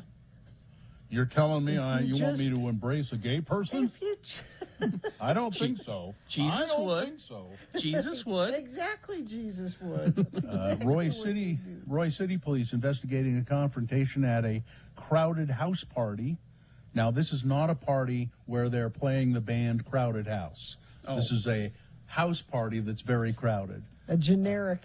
Yes. Okay. There a shooting, confrontation and shooting. Two guys had to go to the hospital, one of whom had been grazed by a bullet. It was at 2 o'clock in the morning, so the Holy Ghost was asleep. We got a report of shots fired. It was initially reported that there was a male shot at the party. Originally, they thought he was shot and involved in a fight, but he was just beat up. But somebody was grazed by a bullet. They broke up the party and they sent everybody home. And that was the end of that. Let's see. More than 4,500 anti-war protesters were arrested in Russia. A woman was recorded telling a police officer she had survived the Nazi siege of Leningrad and lost both of her parents. Another woman said, "We have relatives and friends in Ukraine." "You came to support fascists?" the officer said. "What fascist?" the crowd asked. Yeah. The officer then gave an order: arrest everyone. Authorities on Sunday arrested 4,640 people across 56 cities in Russia. The group reported multiple instances of excessive force against protesters, including beatings and the use of stun guns. A North Carolina woman is fighting the State Department of Motor Vehicles. She wants to keep her personalized license plate, and the state of North Carolina is saying you may not have it. Okay, what Well, is she's it? got it now. Yes. It was issued Uh-huh. to Carly Cindy. Which, how it got issued, I don't know, but Carly Cindy of Asheville, North Carolina. She said she applied for the plate in October and was pleasantly surprised when the request was approved and she was issued the personalized license plate that she desired for the back of her pickup truck. She got a letter in the mail from the DMV, though, on February 25th saying there have been complaints lodged about the license plate that apparently we issued to you, and we want it back. Can we say this on the radio? You're worrying Well, me that yes. this is so naughty we can't talk about it. Well, what her personalized license plate is, and I don't know exactly why she wants it. well, but if you're reading the story, it explains. Does it say further on deep Yes. down in the story there? Mm-hmm. The reason she wants the personalized license plate she has, well, it's FART. That's what it says. F-A-R-T. Just F-A-R-T. Now, it stands for, if you look in the story, I can't Let's remember, see. some sort of regional... Oh, Friends of Asheville Recreational Trails. See. It's Asheville, North Carolina. Friends of Asheville Recreational Trails, a conservation group, a hiking See? group. Isn't that nice? Who could be against? She and some friends formed FART. FART has a mailing list, a website, and merchandise. She said that the group recently held its first meeting, and about 15 farters showed up. But the DMV said, we're going to take it away from you. People, and you know the main reason? People bitch about it. People complain.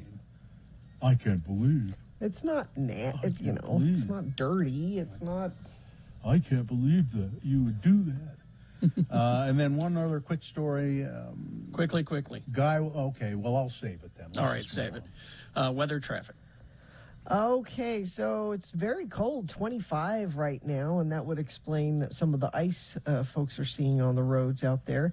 Have a little break in the storm today, but it's coming back tomorrow. It looks like could get quite a bit of snow Tuesday into Wednesday. But for today, it'll be pretty chilly, only going to get up to 35 for a high. Overnight lows around 20. Traffic, there's a crash eastbound I-80 approaching 23rd East, blocking 2 left lanes. Traffic's backing up almost to 7th East in Sugar House. A crash eastbound I-80 at the Foothill off-ramp. That's off to the left shoulder. And let's see, crash eastbound I-215 Union Park off-ramp in Midvale. That is also off to the left shoulder. And further south, down in Utah County, we've had several reports of things being icy conditions between Payson and Santaquin, several accidents and slide-offs there. So be aware of all that when you're leaving for work or school this morning. Give yourself some extra time and extra space. Make sure your lights are on, too. All of that is helpful. Locally owned Young Automotive Group has over 8 different brands across 6 automotive and power sport dealerships. Check out the variety online at youngautomotivegroup.com. Think Young, think Ogden. Boner candidate number 3. I want all my little Hulkamaniacs to know I made sure it was a quality pre-owned vehicle. Huck Hogan is turning the page after his second divorce, and his ex-wife is doing the same with a new set of wheels that were part of the deal, as they say, when they agreed to part ways. The pro wrestling icon came to an agreement with Jennifer McDaniel when they finalized their divorce last year. One key point of the negotiations in the divorce was that Hulk got to keep the house, but he promised that he would buy his now soon-to-be ex-wife a car. Okay. According to legal documents obtained by TMZ, Hulk and Jen's divorce settlement called for Hulk Hogan to buy her a car within 45 days and guaranteed that she has to make no payments on the vehicle. Just got to get her a car. The make and the model were not discussed in the divorce paperwork. Condition of the purchase is that Hulk gets to keep the car that they shared during their marriage, but he has to get her another car. And he just wants everybody to know that he's getting her a quality pre-owned vehicle. Are those his actual words? No, actually, I think you made it sound like that's actually. I know. I think he has to. The court said no. You have to get her a new car. Oh, he's not happy about it, but he's going to do it. Boner candidate number 3. All right, let's review the first 2 and vote. Boner candidate number 1 is, I only had a shuffle of dinks.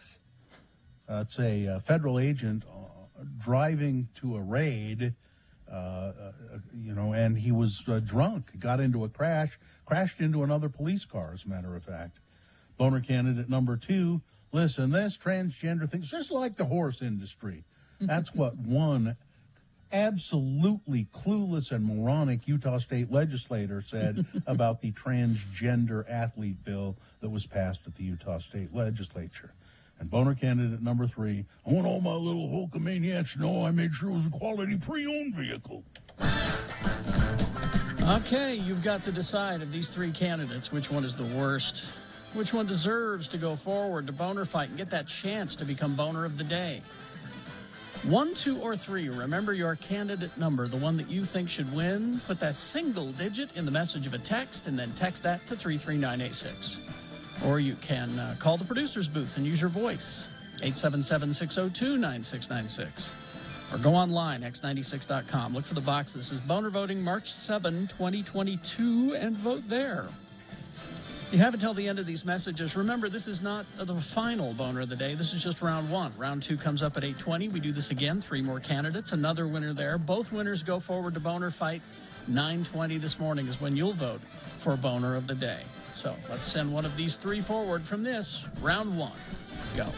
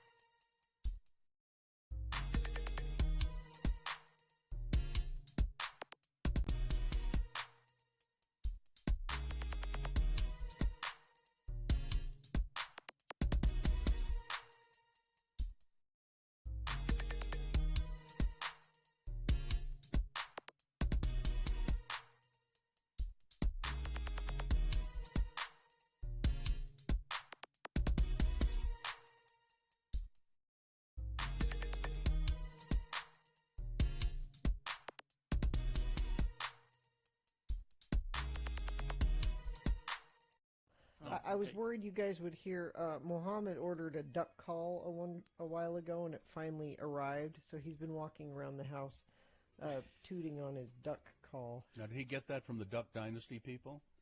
I hope I'm not. not. Sure where he got. Here, I'll grab him real quick. What's the name of their duck? Is it Duck Commander or something like that? I don't know. Now, see, I'm trying to figure out why he would have a duck call. Now, I had a duck call growing up because we would hunt ducks. He has been duck hunting. Has he been? Yeah, Oh. I think Gina's told us the story. He has been duck hunting with his uncle or something. Interesting. Yeah. No, 'Cause so I have a passing familiarity with duck calls. I think the Duck Dynasty people. Their company was called Duck Commander, but that's how they made their millions of dollars. Is with a duck with duck calls. The duck calls, yeah. That's how they made all their big Okay, money. show him your duck call. So there's No, wait. blow First in of all, wait a second. First of all, I want to know what brand this is, Mohammed. What brand of duck call is this? Yeah, Bill wants to know what brand of duck call it is. Into the microphone. It's a Duck's Waterfowl duck call. Duck's Waterfall. DUX is a brand. DUX. I see. Okay. Okay, one more toot and then go to school. Okay, have a good day. Yeah, that's important. It's important that he have one of those. I can do He's that. my little hunter. Yeah, He's my little outdoorsman. Carrie was wondering why he had it, and I said, "Well, I remember the story. He's been duck hunting." He's been. Oh, duck yeah. hunting. Okay. He's my outdoorsman.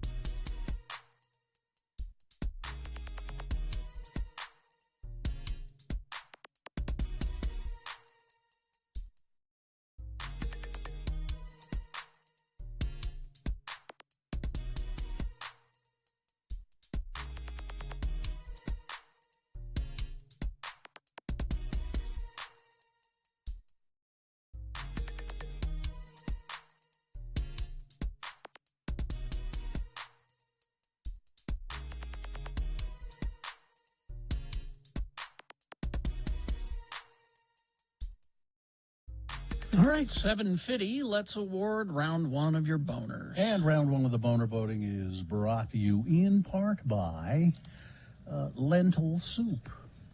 And X96 welcomes Jim Jeffries' The Moist Tour to Eccles Theater March 13th. You can go to x96.com for more information and a way to win tickets. No contest. Almost no votes for Hulk Hogan. just a few votes for the drunk agent. 215 votes for listen. This transgender thing. Look, it's like the horse industry. Let me tell you how it's like the horse industry. Utah State Legislature. There were 3 fillies that have won the Kentucky Derby. That's female horses. 40 have competed ever, and 6 of those times were the post-time favorite to win the race. Now, is there any thing that says that fillies can not race with geldings? I guess you would say male horses. No, I mean that's who. I don't know what you're asking. Well, the guy said male horses can't race against female horses. Yeah, that's not true. Well, that's what I was asking you. Yeah, I just said this is just the Kentucky Derby. No, you just told me fillies won. What fillies won the Kentucky Derby? For all I know, every horse in the Kentucky Derby is a filly. Oh, apparently not. No, Okay. it's colts and fillies, right. and the way you get into the Derby is you win other races. So these fillies, these lady horses, had to beat boys lots of times. Well, they must be transgender then. They must be transgender horses. It's the hormones. You're both ignoring the big problem with this whole discussion, and that is this guy's from Orangeville. I don't think that they grow oranges there.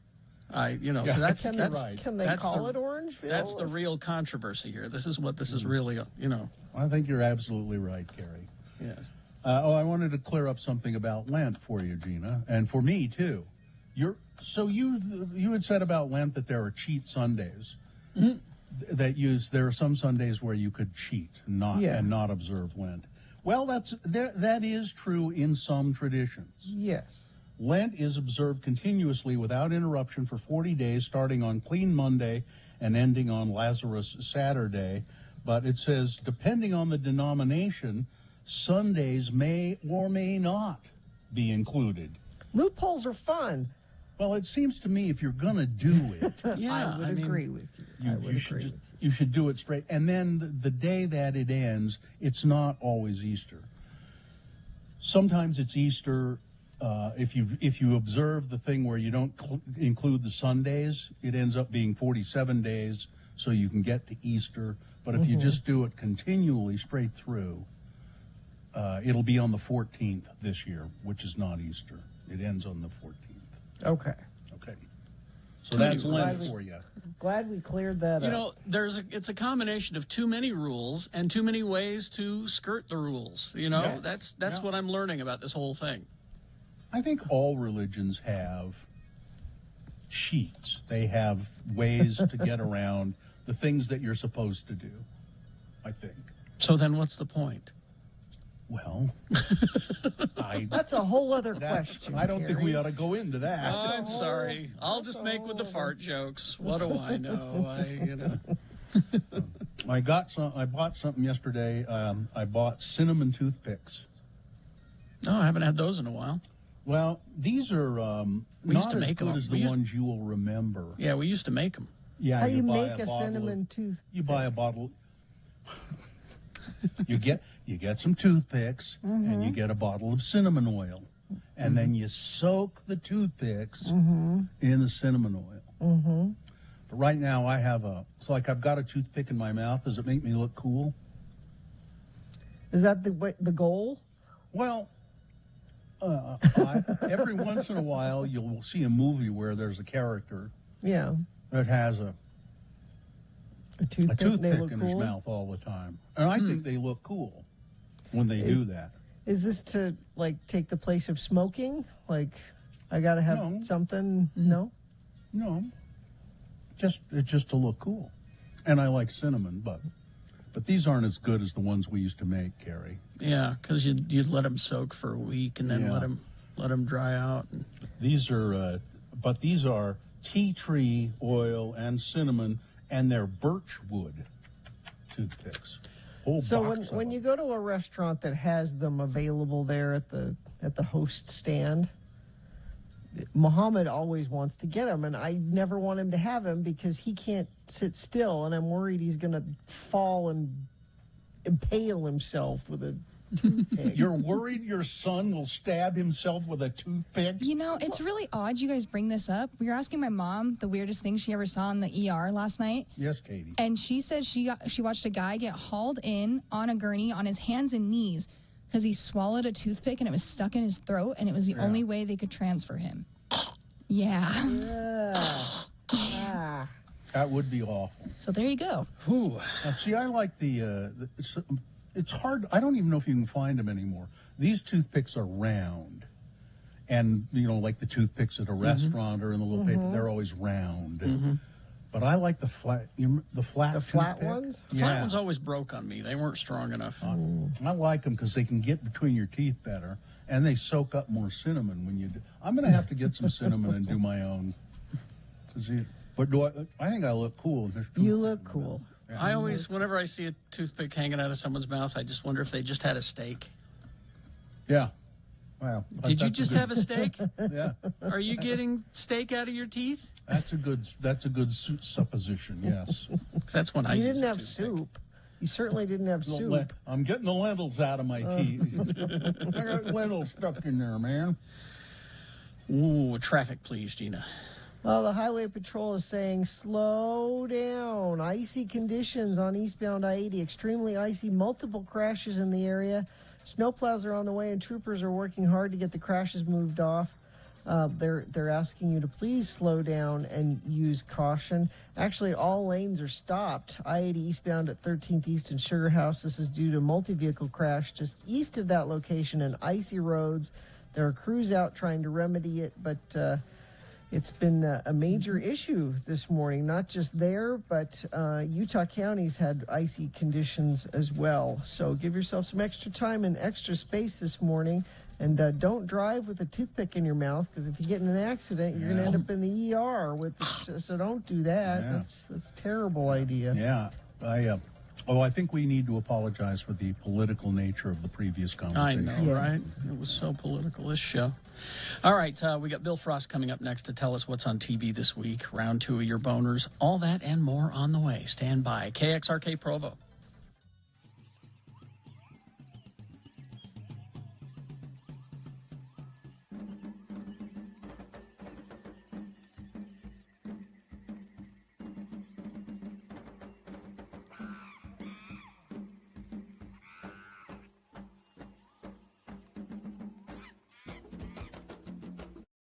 Farting is far from just a human problem. Animals fart too. Well, yes, if they have digestive systems, it'll happen. As the Washington Post reported, there's a new hashtag making the rounds through the science Twitterverse. Hashtag does it fart, which, as you may have guessed, is here to answer any and all questions about which animals are capable of passing gas. Well, I would say just Not about all. any. No, not all. Really? Yeah, Okay. Part there's a of spreadsheet. digestion. If you digest. Which animals cut the cheese? Okay. Well, Okay, I don't know which ones do. I want to know the ones that don't. tons do, of course. Bats, rats, all that. Mm-hmm. The bigger they are, the harder they fart. Of course. Bear farts are horrible. Rats, zebras, bearded dragons are among the creatures that fart. Birds, on the other hand, do not seem to pass gas. Birds. That actually kind of makes sense. But they could, let's see, marine invertebrates. So you should eat like a bird so you don't fart? Oysters, mussels, Well, crabs. how would they fart? I don't know. They don't have a bum. Well, they eliminate waste. She said in the most scientific way possible. They eliminate waste. They take in nutrients and eliminate waste. The hashtag has a purpose beyond making scientists giggle at their own handiwork. The paper explained whether or not a given animal farts is apparently a question that zoo employees often receive from kids who come to the zoo. Well, yeah. They ask the questions. Kids would ask that. If a little scatological humor keeps kids interested in biology, well, everybody wins. And if the hashtag #DoesItFart has you jonesing for more internet things at the intersection of animals and potty humor, there's always... no, I don't think I can say that one. It's about animals with the weirdest genitalia. Okay. Now, here's someone who's saying that birds fart because they've heard their cockatiel fart. I don't think you have. What have you maybe heard? it's just then? making I a fart think you've sound. heard it making a fart sound. Yeah. Yeah. They're mimicking you. Probably maybe? imitating you Yeah. farting. Yeah.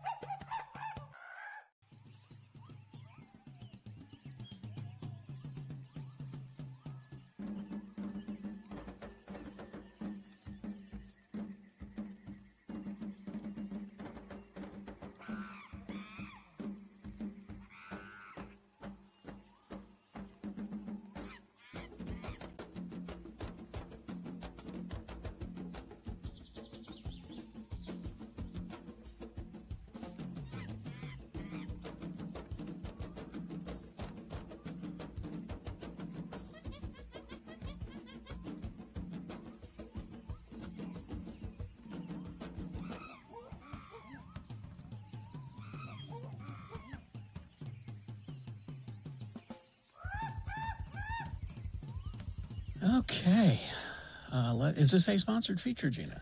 Yes, moving and need a new connection? CableTV.com has expert reviews, recommendations, and resources for the best in cable, satellite streaming, and internet services. Visit CableTV.com today. Well, here he is. It's Bill Frost. Mr. Frost is a fine writer, and he writes on television and media issues for Slug Magazine in a column called Content Shifter. Bill also is the host of a podcast. It's nominally about television. It's called TV Tan. And also he's in a band, Magda Vega.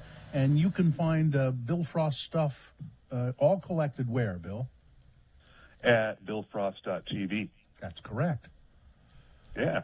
Well, what's coming up? Did everybody get to their assignments? I did. No, I didn't. Yes. I didn't have one, did I? I mean, I watched Medea Homecoming. Is that That was the one? Yeah. Yeah, I watched that. That was the one. Yeah. And yeah. It's not for me. I watched the whole thing, and I'm not sure. It was sort of baffling to me, but I watched it. It's it's harmless. Mm-hmm. Okay. All right. Yeah. And the Kanye West documentary? Yes, I didn't watch all 3 parts. That's 'cause okay. Each part is like an hour and a half to 2 hours, so I just started with the third and final part and watched about 45 minutes of it. Yeah. Okay. And what I'm getting from the filmmaker is that Kanye was normal up until a point, and he thinks that it's when his mother died Yeah. that everything's okay. because his mother was there to kind of keep him on the straight and narrow path and be smart. Kanye? Exactly. And What are then you his mother doing? died, and they noticed that that's when Jesus appeared. You know, they said, I've known Kanye since he was a kid. I'd never met Jesus was one of the I've heard that. I read that there you go. And it's just watching him, just his brain melt just in It's just, I mean, I don't feel sorry for him. I know I'm supposed to. The filmmaker would like me to feel sorry for him. I don't. Is that's what it's trying to do, is make you It's trying to make you understand. understand and feel bad for him. This poor guy, you got to understand, you know. Okay. Well, okay, sure. All right. Right. Okay. All right. All right. For the new stuff this week, starting tomorrow, season 14 of Storage Wars on A&E. We were talking when we were recording the TV10 podcast last night. We could have swore it was 35 seasons, but it's only been 14. Do they ever find anything of value in the storage? Once in a while. Mm-hmm. Once in a while, then they take it over to the Pawn Stars and try and sell it. Is there ever a war? Is there ever actually a war? Not in the traditional sense. No. All right. But this is the Gina challenge for the week here. Not Storage Wars, but a new series premiering right after it on A&E called Deep Fried Dynasty. That's right up her alley. I was going to say. Fried Dynasty. You gave Bill and I Okay. deep hurting, and she gets Something she'd like. she gets deep fry. Well, he's making up for adopting adults that he made me Well, watch. Yes. Or he's Yes. using this to tempt you to break your Lent promise. Oh, or that. Satan, Bill Get Frost. behind me. Okay, Yep. I'll This watch is it. behind the scenes at the State Fair of Texas, where everything is deep fried. Oh my God! Yeah. I'm going to watch it too. Okay. Okay. Also on Tuesday is a new mini-series premiering on NBC, next day on Peacock, I believe, called The Thing About Pam, based on, of course, a murder podcast. Oh. And this stars Renee Zellweger, Josh Duhamel, Judy Greer, Katie Mixon.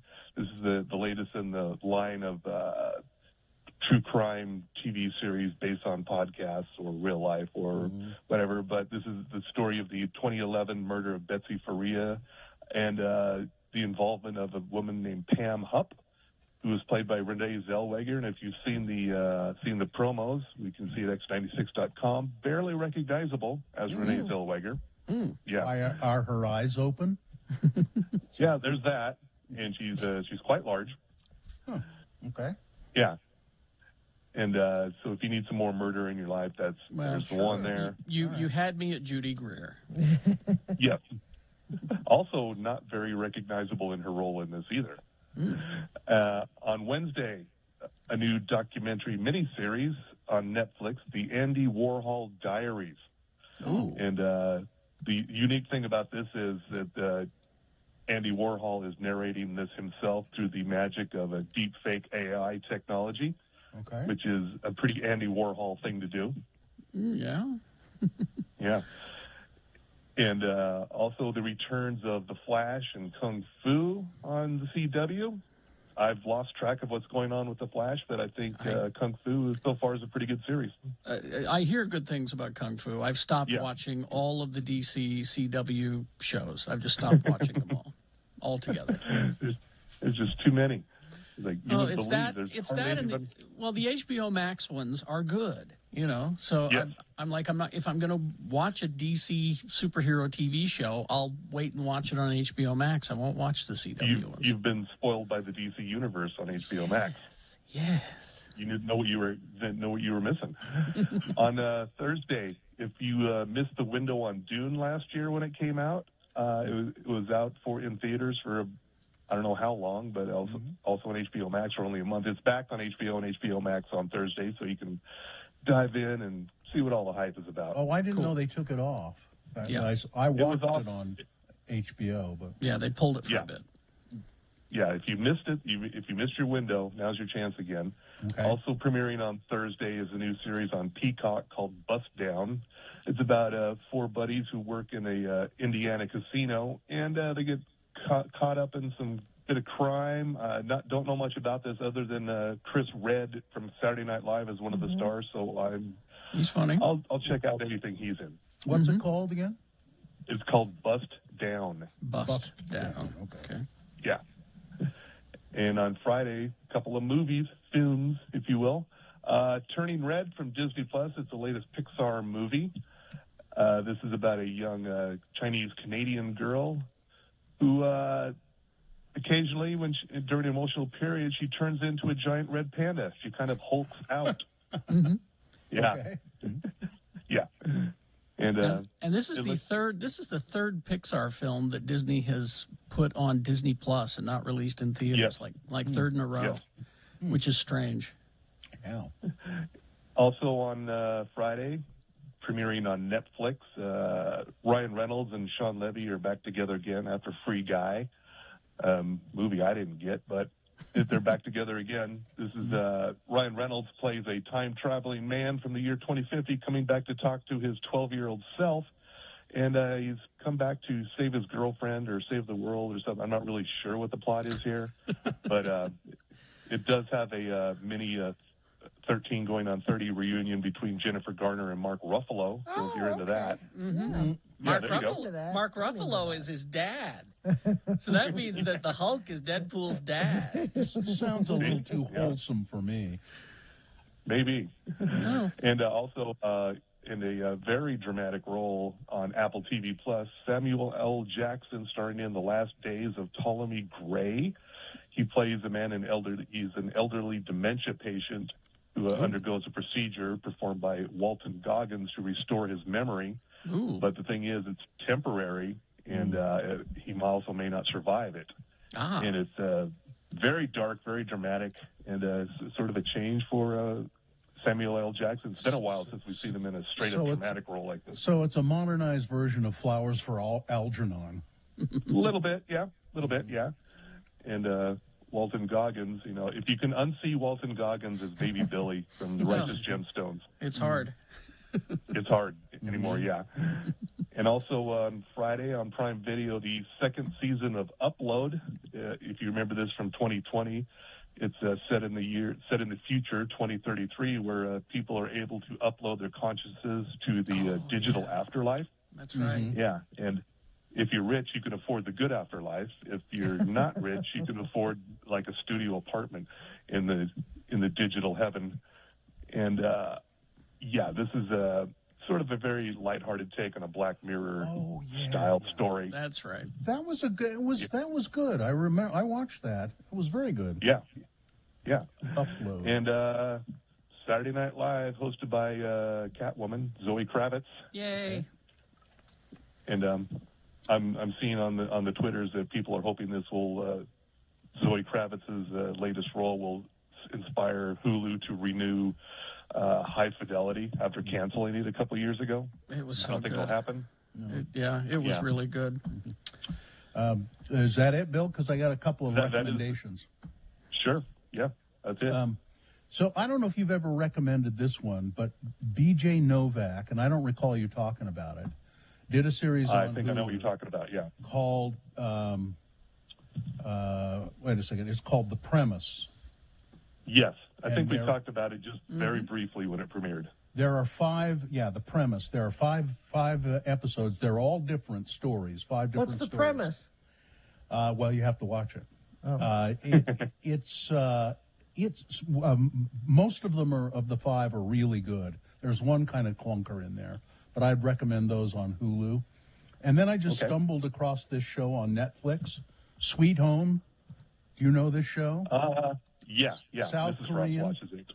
South Korean monsters, really cool monsters, and it's all about people living in this giant apartment building that is all of a sudden overtaken by monsters, and it's just such dumb fun.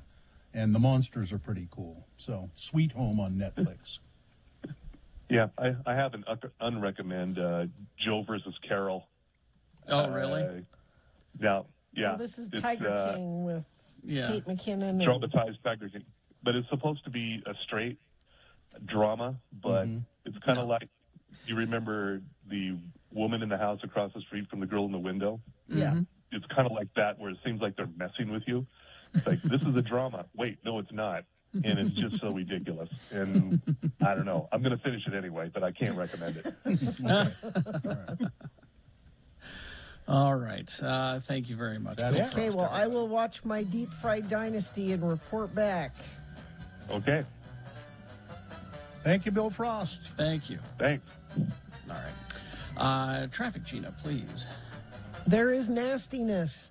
I-80 eastbound through Sugar House. It is very icy. Multi-vehicle crash just east of 13th East. Crews are trying to get it cleaned up and get traffic moving again, but it is a mess. I would avoid I-80 eastbound if you can. Icy roads is kind of a surprise to folks this morning, it seems.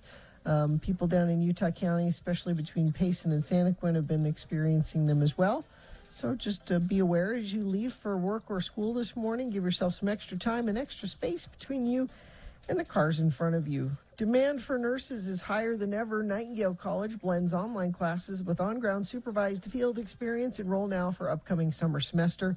Go to nightingale.edu. Boners round 2 coming up. Here are the candidates. You'll consider boner candidate number 1, Mike Lee, a patriot who stands against tyranny. Boner candidate number 2, you are married to an idiot. And boner candidate number 3, you burglarized a truck and you got a box of what? Boners round 2 coming up after these. Stand by. Get ready to vote. ranlife.com/X96. Yep, that's what you want to do when you go to the RanLife website. Equity in homes have gained here in Utah, and Salt Lake City's average home value has increased over 27%.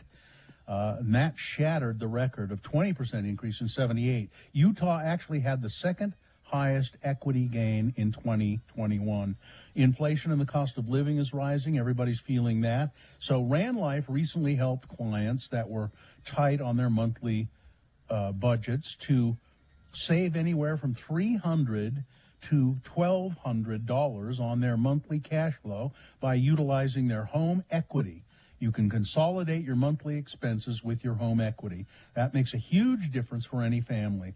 Now, I've done it, and you ought to check it out with RanLife. As a homeowner, look into how RanLife home loans can help you out. Visit ranlife.com/X96 and get a free analysis of what they can do.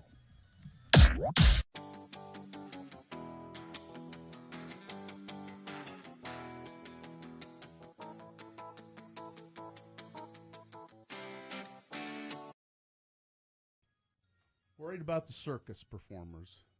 What are they going to do? Maybe they'll all be DJs in LA. I heard the Feld Entertainment family say, we're closing down the circus, 146 years, and we have 400 employees, and we are going to do our best to find jobs for them. And then they went on to say, there is some difficulty finding jobs for people who have been living on a train most of their lives, like their families, like a train. Yeah. A train that travels around the country. Yeah. They live on a train. They're circus performers. This is the life they know. There's going to be some difficulty of job placement for them. So I don't know. I think maybe we should start some sort of program. If you can take in a circus performer, won't you put refugee circus performer? I don't want new circus people living next door to me. No. Now think about it. How handy it might be to have a circus performer of some sort living with you. They could climb on your roof pretty easily. Yeah, I bet. If you clean out your gutters, I bet they could do that. I bet they'd be very handy around the house. Circus performers would be they know how to do all kinds of things. They would know how to go next door and scam your neighbors out of stuff. I don't trust them. Yeah, they would know how to. I mean, if there are any, for instance, if you have neighborhood chickens, I'll bet they can steal chickens. Circus performers can do all performers kinds. can steal chickens? I think they know how to steal chickens. I think they know the best houses to get free meals. I think they know all kinds of stuff. Well, I'm glad you've been worried about this. I'm worried about them. And I want to find a solution. Where are they going to? But I did think about that. I mean, these people really have been. The Feld was one of the women, one of the daughters of the Feld family said, "We're going to try and job place, but some of these people have been living on the circus train most of their lives. Maybe they can be engineers, porters, waiters. I don't know." Conductors, brakemen. It's just weird. Not near me. Don't trust them. Nope.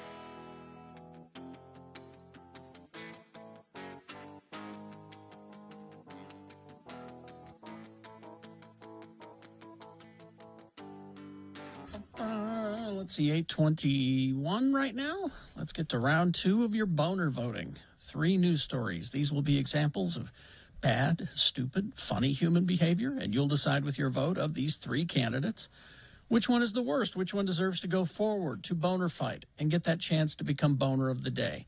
If it wins here, it will go up against the winner of round 1's voting, which we did an hour ago, but we'll take both of our winners and put them against each other, and you'll vote for boner of the day at 9:20. So right now, let's get round 2 taken care of. Send one of these 3 candidates forward. 2 candidates now, a third after we tell you some stuff, and then once all three of them are heard, we'll let you vote. One of you lucky random boner voters will receive tickets to see Rise Against live at the Complex this July 26th. You can get details at x96.com. All right. Here's boner candidate number 1, Mike Lee, a patriot who stands against tyranny. Senator Lee is leading a group of 10 Republican senators, threatening to uphold a government or withhold a government funding bill if federal vaccine mandates are not allowed to continue, or rather are allowed to continue. In a letter Friday, the senators asked for the chance to vote on an amendment to defund the enforcement of remaining federal vaccine mandates on government contractors, members of the family, all other federal employees, and medical care providers. The senators want the vote to occur before March 11th deadline to pass the funding bill. These COVID-19 vaccine mandates amount to a serious abuse of both federal power and executive authority. They strain the economic and social pressures on our society. The group claims that the Biden administration is making people take a tragic choice between being employed and getting an unwanted vaccination. It's a tragic choice. And then they said this: history will bear record of whether we choose to endure tyranny or oppose tyranny. it. There's in that this word. pivotal moment. Listen, talk to the folks in Ukraine, Mike Lee, if you want to know about tyranny. Boner candidate number 1. Does he? I got a question here, because he's been just awful the past few months. Does he not want to get reelected? No, Kerry, you forget he's traditionally awful. This is Well, not I know news. that. He always threatens to be the one guy that doesn't vote for something he should vote for. But I wonder if he thinks I'd be better off if I were not elected, so I could just go on Fox News and get paid. Oh, Kerry, he very much wants to get reelected. That's why he's doing this, because he thinks this will help. And it will. Being the guy that stops funding for Ukraine, something that 90% of that's not what it is. Standing up to the tyranny of vaccines. Well, no, he's stopping the money going to Ukraine by holding this thing hostage, right? No, that's not what this story says. No, he said senators are asking for the chance to vote on an amendment to defund the enforcement of remaining federal vaccine mandates on government contractors, members of the military. The senators want the vote to occur. Can I ask Mike Lee, does that mean all vaccines that the military get? Because they get a bunch. Does this get rid of all of them or just the COVID vaccine? I'm sure just the COVID one. Yeah. And the letter claims that vaccines don't stop the spread of COVID-19. I think what you're thinking of, Kerry, is they're voting on the budget, which part of the budget includes money for Ukraine. They're saying unless you take this vaccine mandate stuff out, we're not going to vote for the budget. Well, so you're both right. Yeah, so let's point it in that direction and say Mike Lee does not want to help Ukraine. Yeah, because that's basically what's going on. I think there's a pretty I won't make that prediction. Never mind. That's boner candidate number one. Here's boner candidate number two. You're married to an idiot. Now this is one of those, am I the a-hole or not, or on Reddit. Am I the boner? Let's just call it am I the boner? On Thursday, one woman shared a story on Reddit, and she explained this about her husband. And she wants to know if she was wrong. Our bedroom has 2 locks. The regular key lock, which you can use on both sides of the door, but then a barrel bolt, which that's on the inside only. So she said, we had an unexpected and unwelcome late-night guest, my husband's friend. I wanted to kick him out, but my husband said he needed to speak to him for 5 minutes about something important. I told him to talk to him elsewhere and not inside the house. Well, he kept insisting that it would be just 5 minutes, and he asked me to wait in our room.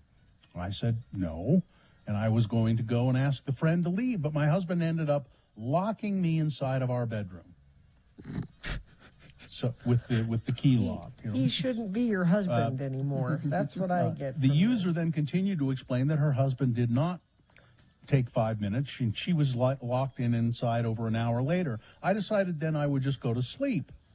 And I locked the door with the barrel lock, she said. Good for her. I fell asleep before he came back, and when he did, he was knocking and telling me to open up the door. I did wake up, but I ignored him. She explained that her husband is aware that she's a light sleeper and that in the morning they had a fight about the events of the evening. She shocked by the story. Redditors happily sided with her. He locked you in your bedroom in order to talk to his friend? What kind of a discussion requires locking your spouse away in the middle of the night? It was probably about drugs. And then, you sound like you have some experience. No. And then, what else would it be? And then he tries to get into the room, but she's bolt locked it. That he should not be your husband anymore, is what I She's married to an idiot. Boner candidate number 2. Coming up in a moment, boner candidate number 3. You burglarized a truck and you got a box of what? All right, boner candidate number 3 for round 2 coming up here in just a bit. Jennifer Coolidge. Yes. We love her, don't we? We do. Jennifer almost as much as we love baby whales, right? Yeah.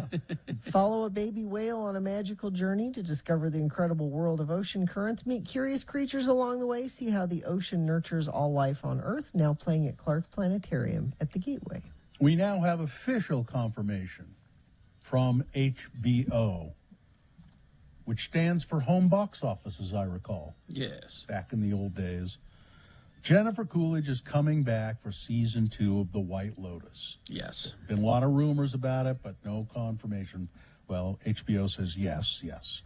It seemed like a limited series. The White Lotus, though, was so successful for HBO that it's coming back for more. Season 2 of the show, created, written, and directed by Mike White, will take place in a different locale than the previous episode's Hawaiian Getaway, and will mostly feature a new cast, but one fan favorite is definitely returning for the second round.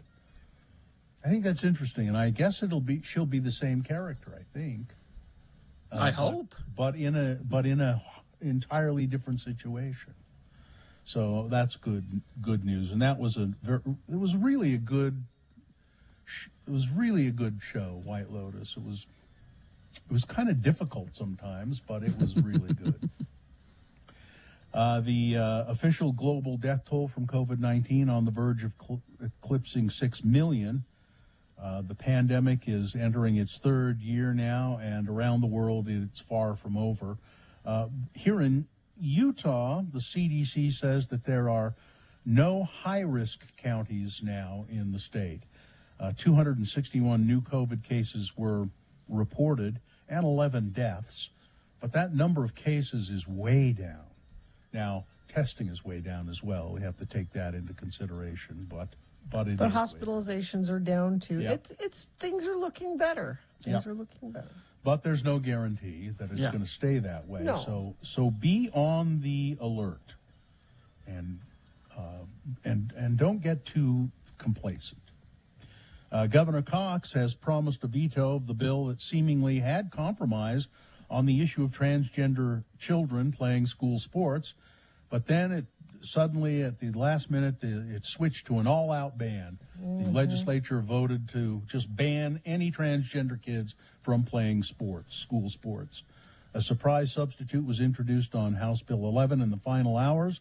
The bill proposed to create a special commission to evaluate the eligibility of transgender children who sought to play sports in middle and high school. But Governor Cox said he would veto this bill that came through on Friday. He said it is a hard thing, an awful thing to do to these kids who are having enough trouble as it is. Exactly. Without this piling is not a on. problem. This is a ton of legislation for something that isn't a problem. But find out who these people were that pushed this through at the last minute and vote them out. Vote them out. Let's see. We had this story a long time ago. There was an Ogden doctor who was accused of faking hypothermia.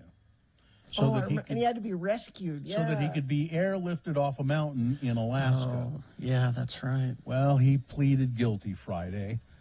After remotely appearing at a hearing in Fairbanks, Dr. Jason Lance pleaded guilty to violating a lawful order of a government employee when he refused to hand over a satellite phone to a National Park Service ranger when asked to do so. Court documents claim that Dr. Lance, a radiologist, originally used the satellite device on May 24 to get evacuated off Denali after abandoning a summit attempt.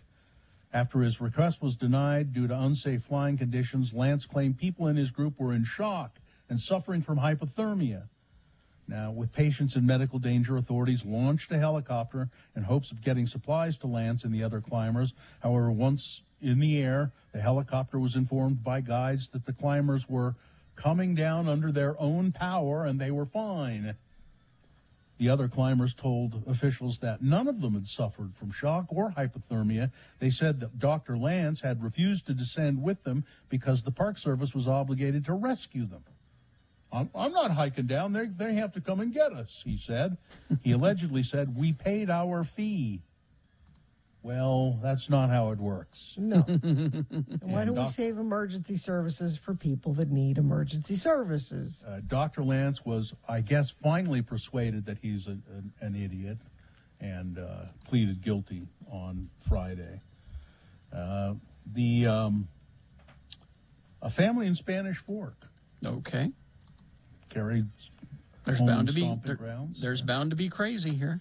On the outside, their house looks most like other homes in Spanish Fork, but their basement is different than any other. Brian Gavatos and Allison Tinay turned their basement into an Irish pub, complete with a anybody stage. come partake? Is it What do a you business? think? What do you think? Or is it just a private pub for them? Complete with a stage for impromptu jigs, it says, and accompanying piano and banjo. The Utah couple and their 3 kids moved to Spanish Fork from Ogden about a year ago. Well, there you go. That explains It's bringing a lot. the Ogden influence down to Utah County. I can see that happening in Ogden. Mr. Gavato said, I want to turn the basement into an Irish pub. And his wife said, well, okay. And it looks like an Irish pub, the whole basement. But it's Now- just for them. Yeah, it's just for the family. And I'm trying to see if they even, I'm sure they Are have they drinkers? beer there. I'm trying to see, I'm sure they are. There is a bar, yes, he says there is a bar where they keep adult beverages to serve to friends during weekly get-togethers, but and it says there's a horn for the kids.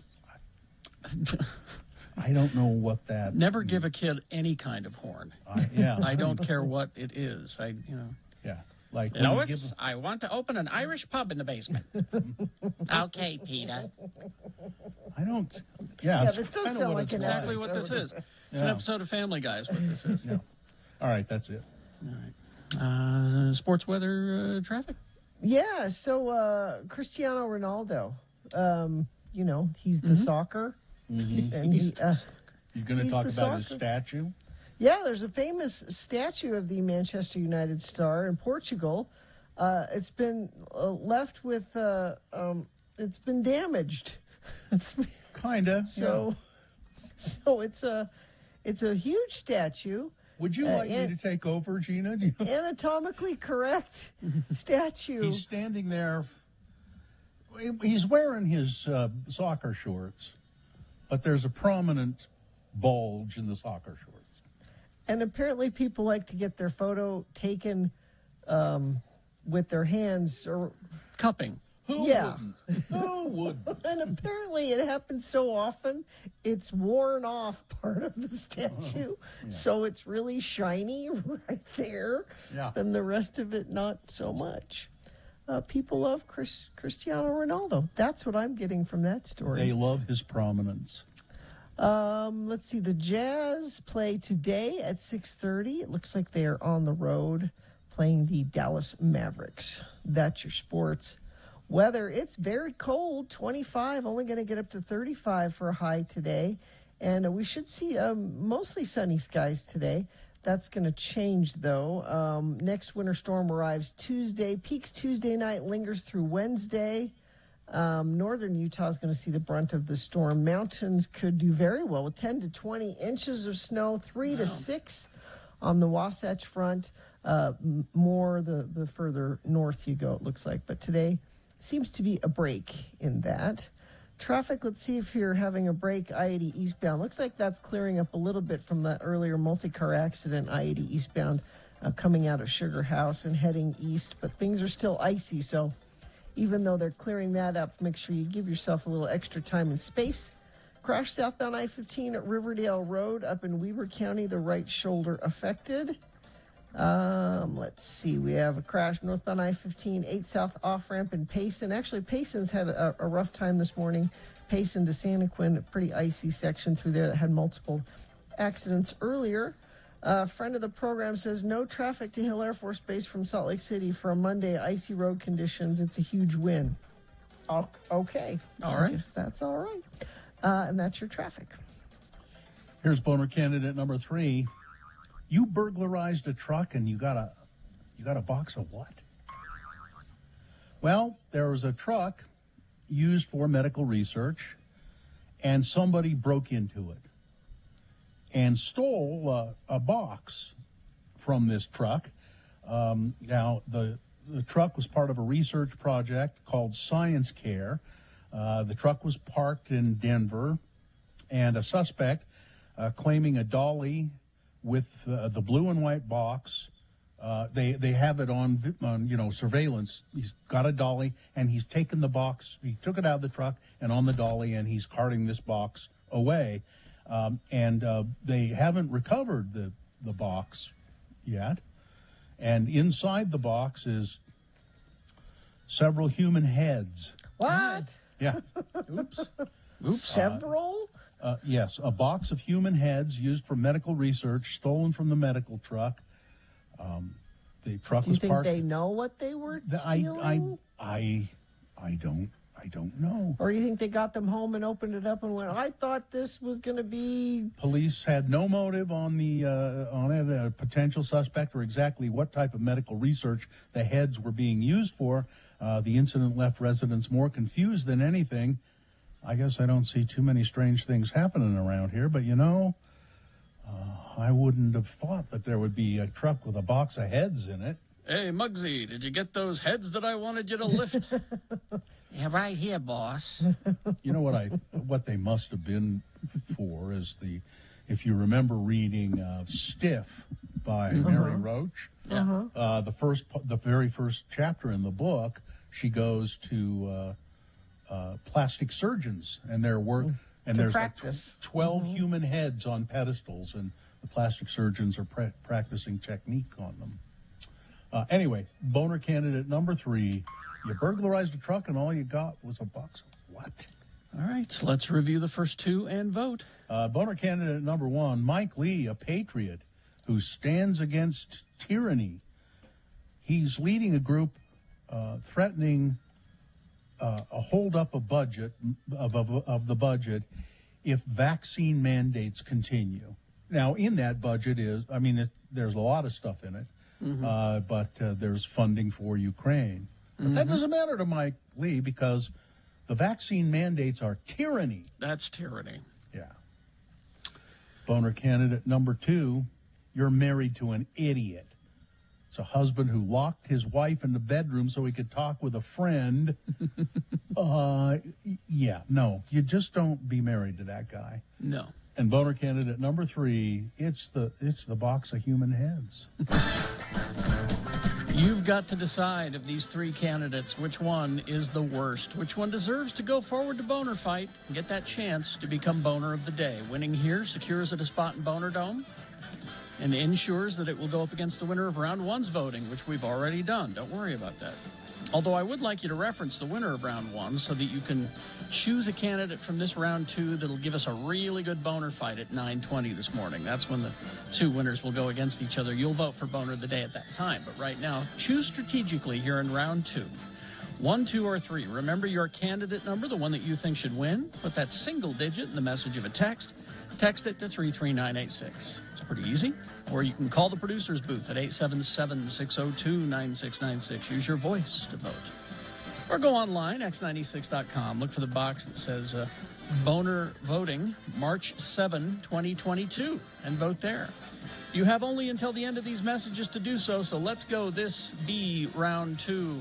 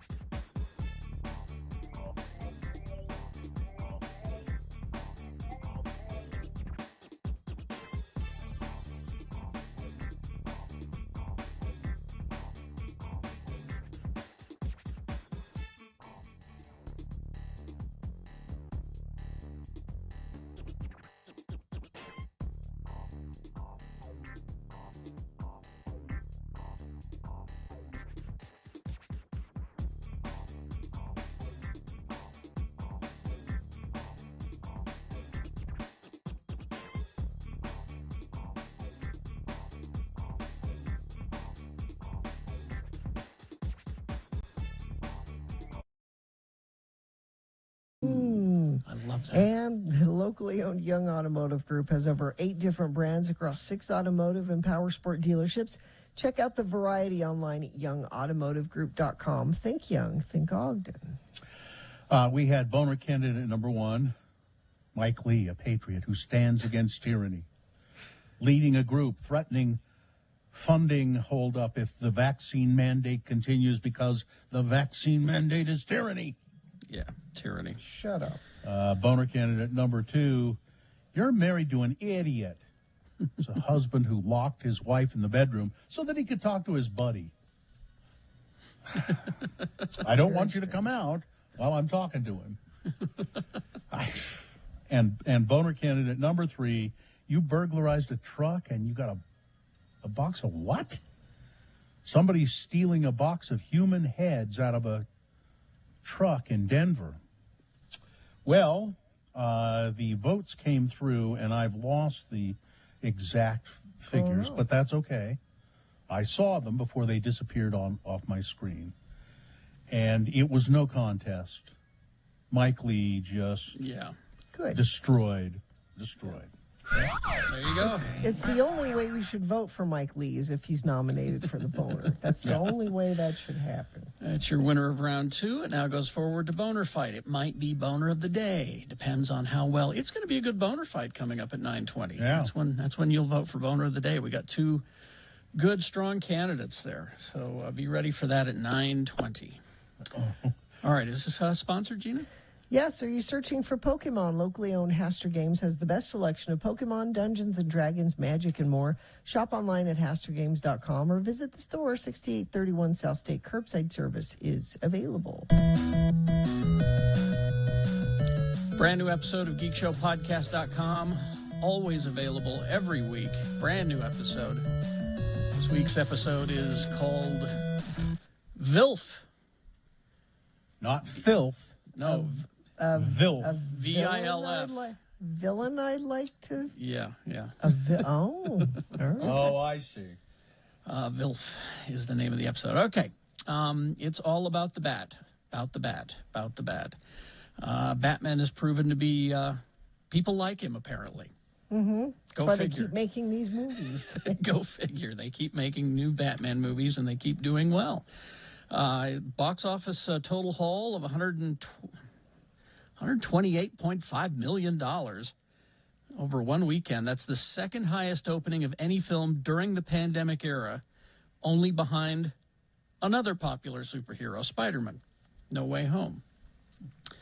So, that's, when are they going to, people, when are they going to stop making these superhero when movies? they Good stop heavens. making money. Yeah. When people stop going to see them, that's when they'll stop. Exactly. Let's compare that to 128.5 mil haul to last week's number 1 movie, which was Uncharted, video game movie. Earned a 23.2 mil during its second weekend. Well, that's not nearly as much. No, people like the superheroes. So, and here's the thing: is that in the top 10 films at the box office, Spider-Man: No Way Home is still there, still doing well. So is Scream, by the way, Katie, number 9. I got to find some time this week to go and see The Batman. It's getting pretty good reviews, and Robert Pattinson is apparently quite good. But everybody's talking about the Batmobile. That's apparently people love this Batmobile. All right.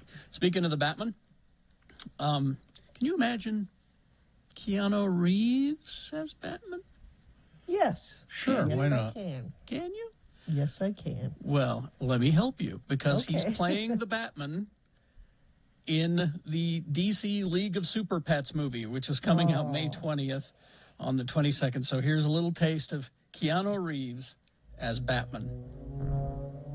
So, you are a dog. I am the Batman. I'm not really great with animals. Yeah, I'm not really great with people. Probably because of my traumatic puppyhood. As a child, Kevin my family Hart. was taken from me. As a puppy, I was taken from my family. So I steal myself. My emotions always in check. No one ever getting past my impenetrable defenses. What the heck? And so he just licks Batman.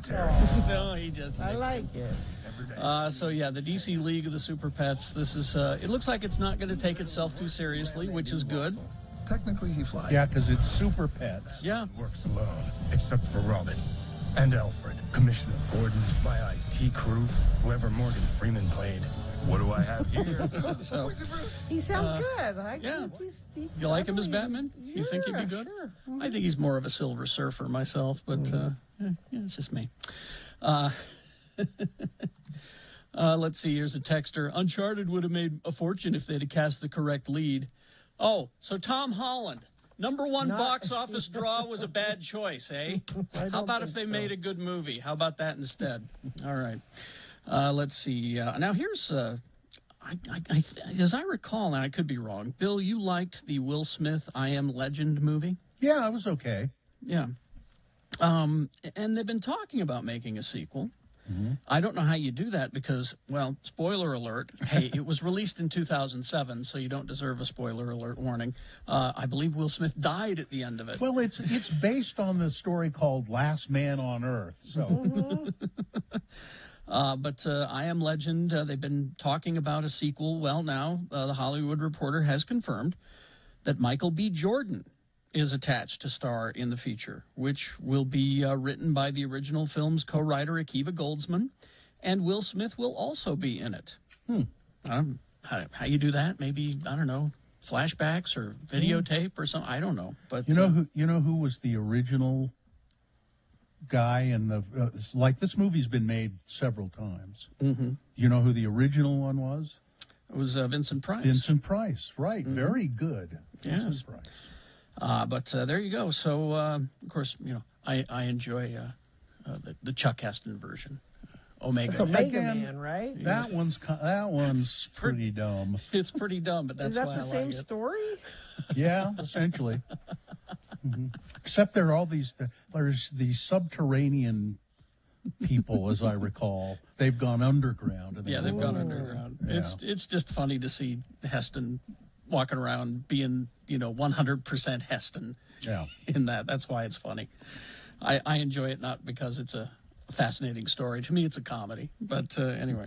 Now, I was telling you about the Alien TV series that our the guy from Fargo was Noah Hawley. Noah Hawley. He's got all these scripts ready, and he wants to do this because he loves Alien, the series, and he was ready to go. But then the network came to him and said, no. You need to work on the next season of Fargo. Then we'll let you play with the Alien toys. All right. Is he going to do it? He is. Okay. But in the meantime, we're getting a new Alien movie that it's from Fede Alvarez, who is a big fan of the Alien franchise also. And he pitched an idea to Ridley Scott some years ago. And just out of nowhere, Ridley Scott called him and said, "You still interested in doing that? Because I'd produce that if you want to make that Alien movie." So you can imagine if you get a phone call from Ridley Scott saying, "Would you like to make an Alien movie?" You say, "Yes." This will be made for Netflix. Now, I saw a lot of whining on Geek Twitter about that. Why? Exactly, because the spokesperson from 20th Century said it was pitched purely off of the strength of Fede Alvarez's pitch. It's a bunch of characters you've never seen, and as far as doing it on Netflix, they said that there won't be the pressure to whittle down the potential edginess that could come with theatrical considerations.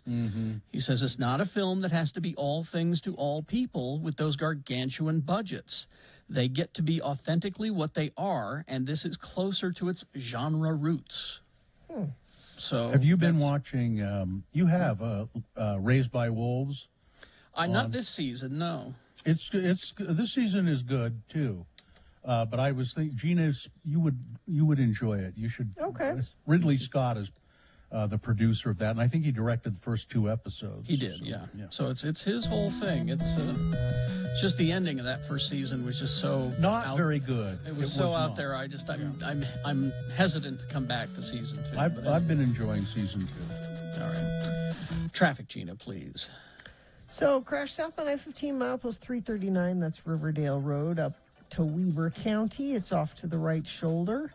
Roads in Beaver County are very slick this morning. Visibility is reduced to low-level clouds and falling snow, so they're still having some weather issues up there. The earlier incident on I-80 eastbound looks like that's mostly cleared up, but it still could be slick in areas. There were people experiencing trouble with ice there. That could still be a problem, so be aware if you're headed I-80 eastbound. And if you're seeing anything else you think friends of the program need to know about, you can always text it to us, 33986. All right, we will take a break. We will be back. We got Boner Fight coming up. Stand by for that. And you'll determine Boner of the Day. So stick around. Let's see. Oh, BigOTires.com. You know what? They have the lowest price on every tire every day at Big O Tires. What? You know what? Guess what I heard. And you know what else? I'll tell you what. Big O Tires knows that tires and auto repair can be an unexpected expense. So you know what they're doing? They've got no credit needed financing. So no matter what your budget, no matter what your situation, they have financing tailored to you. I think I was going to say, I think a lot of people, that was their introduction to Big O Tires, is that they had an emergency situation where they just didn't have the money, and Big O helped them with their Big O credit card.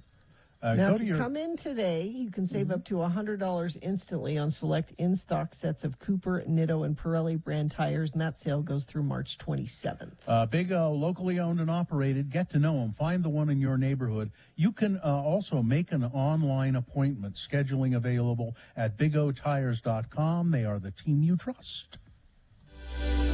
To bright.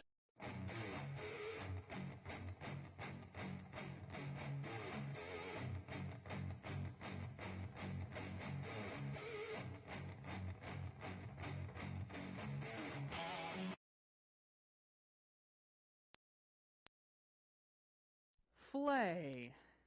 Flay. Spell it with me now. F-L-A-Y. And now we'll use it in some dialogue as LeVar and LeGrand have gone to the food court at the mall for lunch. Again, the word is flay. Oh, I am full. That was a mighty good meal, LeVar. Pretty good. Hey, you think that me having a large order of chili cheese fries at the A&W was good for me? Well, I don't know if it's good for you or bad for you, but you eating them is bad for me. What? I mean, we're going to have to drive home with the windows of the pickup rolled down for sure. What a smell. Sorry. Well, I wonder if them fries was good for Mart. I'm kind of getting chest painy since I ate them. Probably just some big old gas bubble trapped near your left ventricle. You know, you should have what I had for lunch. A hard, healthy sandwich from Chick-fil-A. Oh. Eating them fries was worse for you than eating a big old hunk of filet mignon. All that fry grease is going to go right to your arteries. Oh, hey, how come they call a filet mignon a filet mignon? I don't know. I guess because it's a flame-broiled piece of meat that is so thick and heavy that when you eat it, you get sleepy and start to yawn. Therefore, i.e. and etc., a filet mignon. Oh, filet mignon. Yeah, filet mignon. Ooh, looky here. Here's a blood pressure machine here to the drugstore in the mall. Let's see. Let's pop in a quarter, and I'll check my blood pressure. See if them fries has pushed it up any. All right, go ahead. I'm sort of not feeling too good. Put the quarter in there, then. Go. You have to squeeze your forearm a little. You must be absolutely still, but relaxed during the test. It means it's going to squeeze your arm there. What's it doing now? It's like clamped down on me like some kind of ferocious animal. I don't know. Oh my God, what's this flashing light mean? I don't know, but I it's think flashing real fast. It feels like my heart is starting to speed up really fast. You don't look so good, LeGrand. I'm feeling kind of weak and pale, like. What? You're pale. You're drooling. What's wrong with you? I'm not feeling too well. Get my arm out of here. I can't get your arm out. It's stuck on there. Can't take this anymore. It's squeezing my arm too hard. I'm feeling faint. Everything's going kind of black. Somebody call the paramedics. Test is finished. I will display the results. Let me remove your forearm. I didn't get enough information that time to give you accurate readings for everything. If you want to try again, push the start button to begin the test. No fetching way. I'm not going through that again. Well, said you didn't get it right the first time. I'm not going through that again. Let's just run over to the Chick-fil-A and get me a soft serve ice cream. Okay.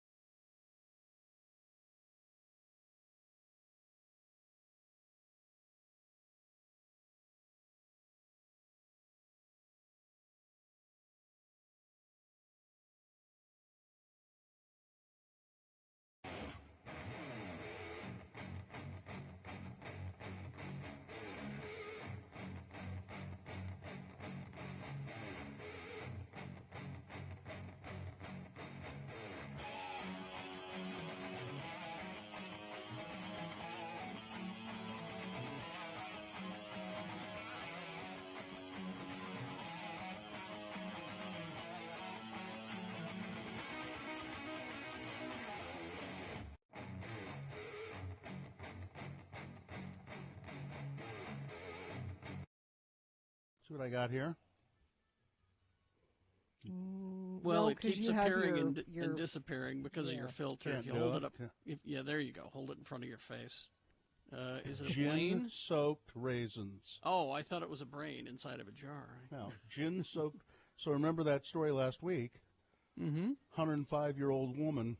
Yes. She ate 9 gin soaked raisins a day. So this is your health plan? This is Yeah. your I haven't tried them. And they specifically, they were golden raisins. Of course. So I bought some golden raisins, and I put them in this and then covered them with gin. They've swollen up quite a bit. They're swole with gin. I haven't dared try them, though. Swole with gin. So am I, as a matter of fact. If they, I like that this is your new health plan. This is smells ginny. Mm-hmm. Should I try one? Let me you're see. frozen. Your though. picture froze, but Yeah. I'll have to take your word for it. that you, It says, looks, oh, there, I'm back. So let me just try one, see. No, you're not. I'm not back? Well, I'm back as far as I'm There you are. Now you've frozen again. Okay, let me just try one of these. Okay. Maybe this is the universe telling me, don't do it. One gin-soaked raisin. One gin-soaked Yeah. raisin. I wonder how she came to 9. I Like, don't know. Do you think she experimented for a while, like, and she went all the way to 10 and went, nope, 10 is too many. The 9 is the right amount of gin soaked. It's pretty nasty, actually. Really? Yeah, it's even not. even with the sweet golden raisins. Yeah, they aren't sweet anymore. Oh. No, I just ate some of the raisins on my cereal yesterday, and they're quite sweet. But yeah, no, they're not sweet anymore. I just Googled gin soaked raisins. Yeah. There's all gin soaked raisins for arthritis. Gin soaked raisins recipe. Now, Bill, maybe there's a recipe. You didn't follow a recipe. No, I just poured gin over them. Cheap gin. Let me see. Is there something is there something you're supposed to be Let me doing see to what them the besides recipe that? is. Isn't that interesting? Yeah. Let's see. Hold on. Okay, I'm holding. Am I back? Oh, Well, while Gina searches this, let me remind you, a quick reminder, that Red Roofing Ogden Homeless Drive ends today at 4. Giving all their stuff to Lantern House. You can drop donations at 2772 H Avenue in Ogden. Thank you, Roman. now here's the recipe for gin soaked raisins. All right. You need 2 cups golden raisins, What? Okay. 1.5 cups gin. Okay, to cover them. Put raisins in jar or container and cover with gin. Let soak for 1 to 3 weeks. Oh, there you That's go. part of the problem. You gotta let them sit longer.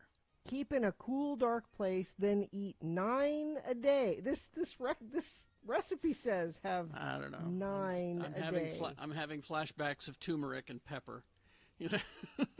I mean, yeah, probably. But Bill, I think you didn't let them soak long enough. I think you need to. I just ate one. I'll leave them in the jar and leave them in the refrigerator here. Till next week. Yeah.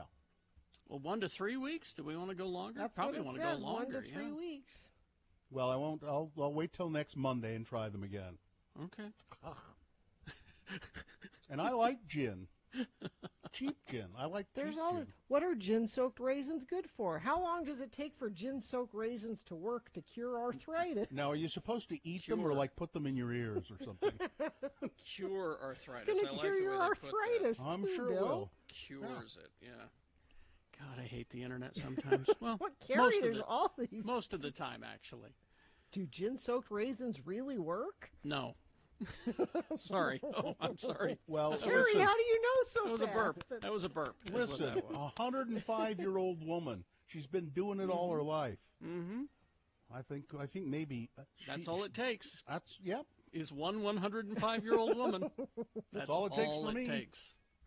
I smoked a cigar every day of my life, said a 105-year-old woman. Yep, there you go. That's all it takes. Yep.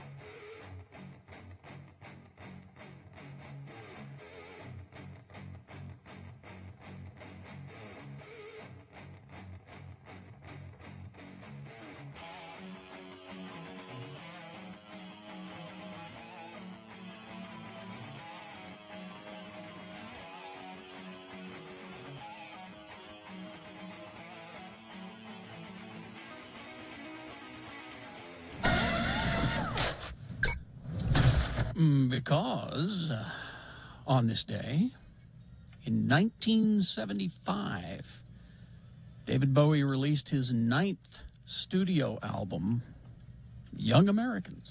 That's my favorite David Bowie song. And, yeah, it's pretty damn good. We could have also played, because it's also on the album. Now this, I know, was it written by Dr. Winston O. Boogie? I know he's, yeah, John Lennon. yeah, Dr. Winston O. Boogie. He sings on it. He too. sings in it, and I think he wrote it. Let's see. Nice.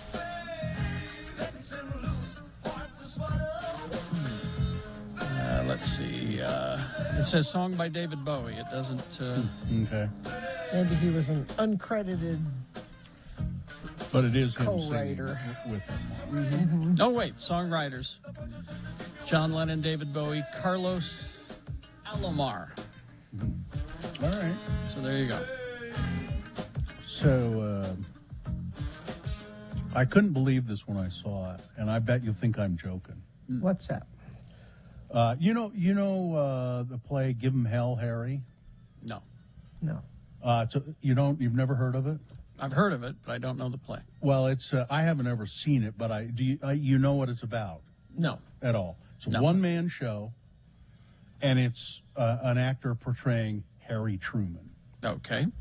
You know, doing things like holding up the newspaper of Dewey Defeats Truman. You know, it's a play about Harry Truman. Mm-hmm. And there's a production of it coming to Utah, or maybe it's already started. And you know who's starring as Harry Truman? Fred Sir- Grandy. Fred, really? Gopher. Gopher from the Love Boat? Yes. Yes. All right. I Didn't know he was doing things. March 29th through April 2nd, West Valley Performing Arts Center, West Valley City. Fred Grandy, who has, he's best known for his role as Gopher Smith on the hit television series. That's funny. The Love Boat. Yeah. It doesn't say? The Love Boat? Yeah, that's what it says. Yeah, that's right. Yeah, You know, it he was a congressman. Yeah. Yes, I did. Yeah, that's right. So he was a member of Congress, and now he's playing Harry Truman. I just thought that was. Now that you make me remember that he was a congressman, though, it makes a little more sense. Oh, so he's played a politician Yeah, in the real world. he played the role of a politician, and now he's playing the role of a politician. I don't know. I don't know. I'd kind of like to see it just to. I don't know. Although I guess I don't really remember Fred Grandy from The Love Boat. That's all I remember. I mean, I just remember the name, and I remember it was Gopher. But If you want a funny Twitter account to follow, there's Captain Stubing you can follow. he's dead. Is it Captain Stubing? It's Captain Stubing. I guess Captain Stubing lives on forever, even if what's his name died. Gavin McLeod. Yeah, but it's funny. Yeah, I will. I'm one of those people that have put Fred Grandy in that stereotype thing. Yeah. That what is it? Typecast. Yeah. I'm afraid I've typecast him as Gopher. Maybe now that he's older, maybe I'll accept it. Oh, and following that, that's pretty interesting. The guy who played, he's doing Macbeth, and it's the guy who played Roscoe on Dukes of Hazzard. Oh, now I'd watch going that. to be Macbeth. So I'd watch that. It's like it's that wonderful He production. died. That wonderful production of Hamlet I saw. Don Knotts was playing Hamlet, so that was great. Whether it's nobler in the mind to suffer That's the that's slings and Macbeth. arrows Yeah. Yeah. of outrageous fortune. Yeah. Andy? Yeah. Boy, that Macbeth, I'm going to get him. Man, It's hard to believe, isn't it? All right. We will take a break. We will be back. We got Boner Fight coming up after this. Stand by. Brooklinen.com. There's a lot of great ways to start off your day. You know, have a little breakfast, a cup of coffee, listening to the Radio from Hell show. I wake up in my Brooklinen bedding. That's how I start my day. I take a good 10 minutes of my, you know, when you hit the snooze button, I take that 10 minutes and just lie there and enjoy my Brooklinen sheets. The internet's favorite sheets, created in 2014, gives customers a luxury hotel-level home essential that won't break the bank. And, their sheets are legendary. And they also have bathrobes. They've got T-shirts, loungewear, tank tops, sweatshirts, joggers, and all the essential basics for just lounging around the house. So you ought to go and take a look at the stuff that they have. Go to brooklinen.com. Use the promo code X96, and you'll get $20 off of your purchase of $100 or more. That's BROOKLINEN.com. Enter the promo code X96 for $20 off your purchase today. Get comfortable and get it for less at Brooklinen. Did you miss the Radio from Hell show this morning?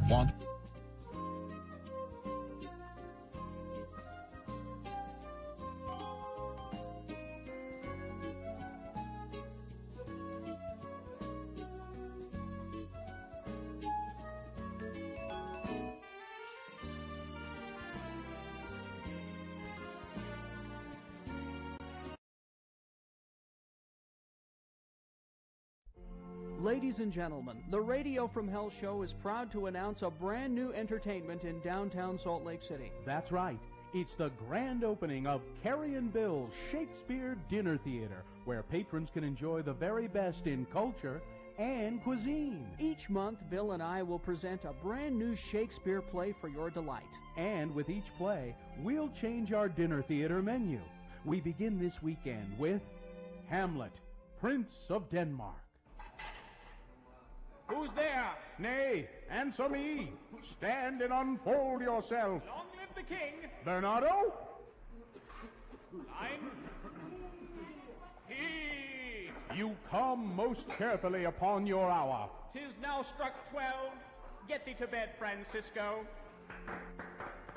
And with immortal lines like that from the Bard, you get your choice of Hamlet Hawaiian-style ham, a juicy ham steak with a pineapple ring, or the Polonius chicken pot pie. And what's even more fun, not only will Bill and I play most of the parts, but we'll be your waiters. In coming months, you'll delight to other great Shakespearean masterpieces. Like The Taming of the Shrew, with me as Petruchio, and Bill as Catherine the Shrew.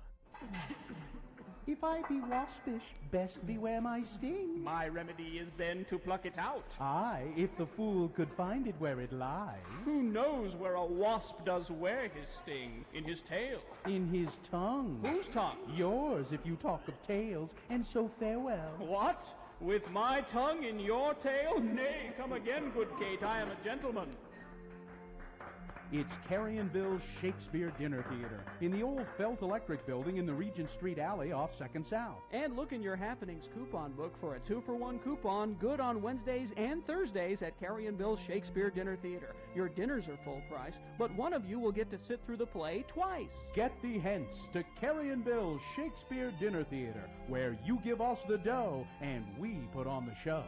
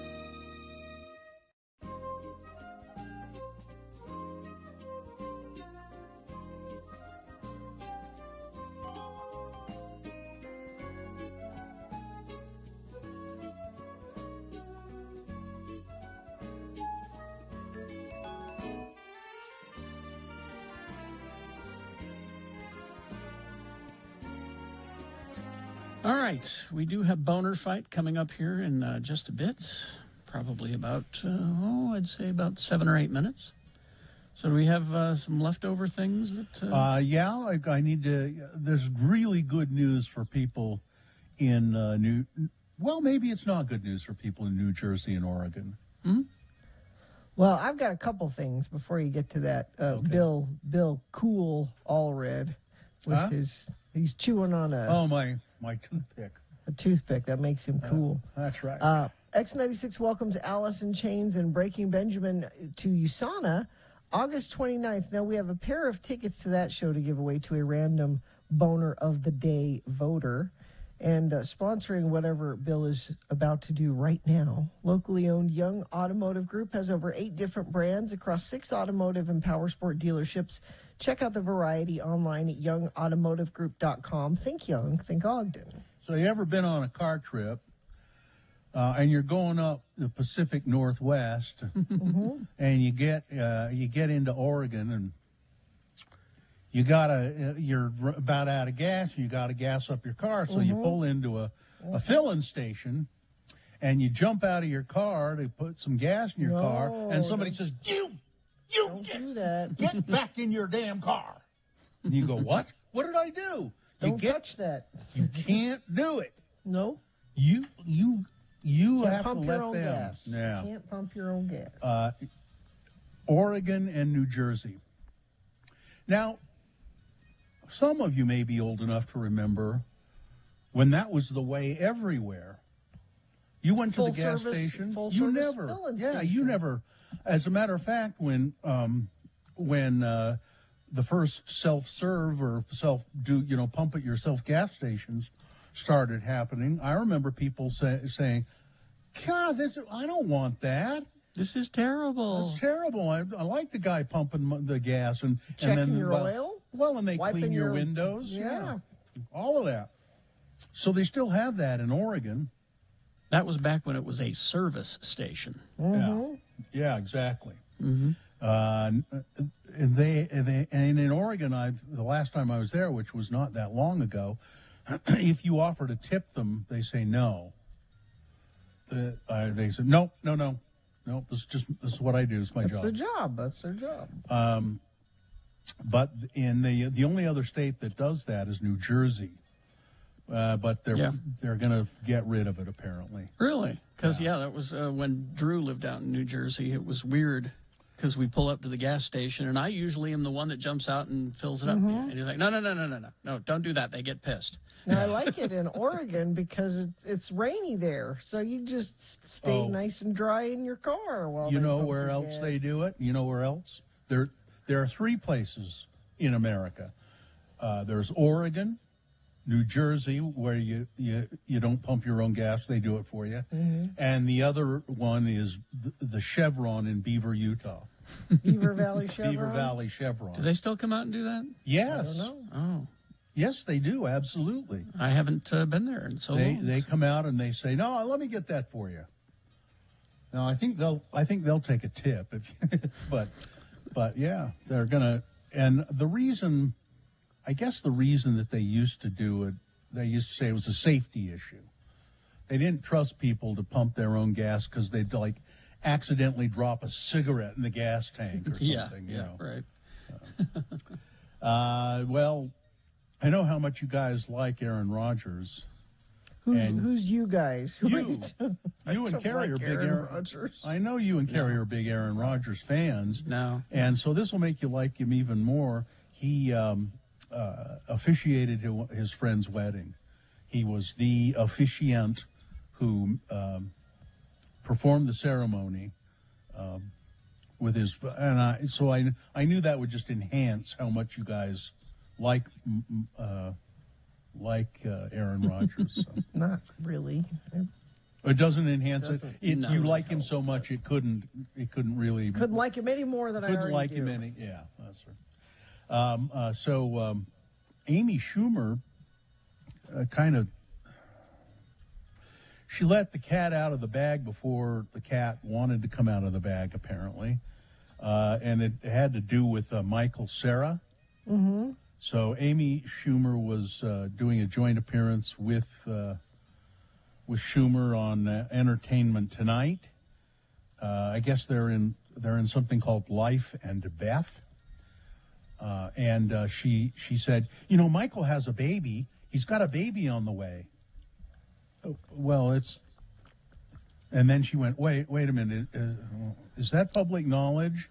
You asked that wait before a minute. you. Yeah.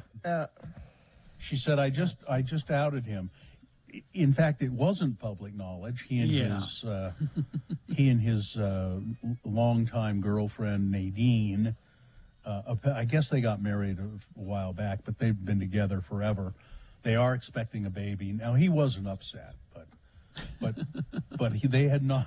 I mean, you shouldn't do that. No, unless you know for a fact that the person has said it's okay. Sometimes they want to keep it on the down low for a while. Yeah, because they want to keep it on the down low for several months so that when the baby's born, they can sell it. That's what, if we don't tell anybody. You don't tell anybody you're going to have one, you can sell it. Daniel Kaluuya, who won Best Supporting Actor at the Oscars last year for Judas and the Black Messiah. Very good in it. Yeah, beloved in Hollywood. He was the guy in Get Out, wasn't he?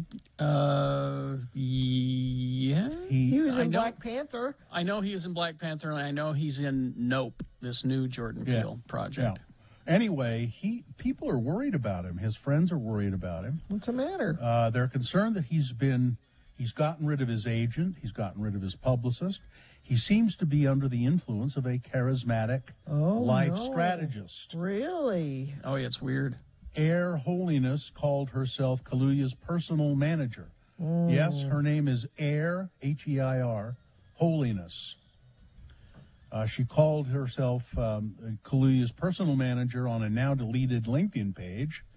She has also described herself as head mistress for the International Alma Mater Blessed University. Now, his friends say, we can't quite figure out who she is. We really have no clue.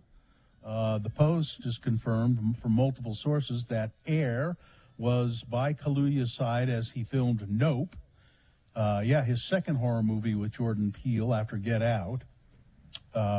Last month, Matt Deloney of Puck News reported Holiness behavior during the filming of Nope, in which Kaluuya stars, caused people on the set to be concerned about her influence on the actor. People on the Nope set were very concerned that Air had taken over Daniel's life and all decisions had to go through her. This is not unprecedented. It ruined Brian Wilson of the Beach Boys. He was having emotional problems and psychological problems, and somehow got mixed up with this therapist, and I forget the therapist's name. Isn't there a whole movie about it? I think so. Yeah. But the therapist pretty much went, oh, here's a cash cow. Brian Wilson, the Beach Boys, and they were very, very hot at the time. Anyway, he just kind of made all the decisions for Brian Wilson. He got he took so much money from him, and everybody kept saying, you've got to stop this. But Brian Wilson was an adult. He could do what he wanted and wouldn't get rid of the guy until finally he apparently saw what was going on. So hopefully that's not happening to Daniel Kaluuya.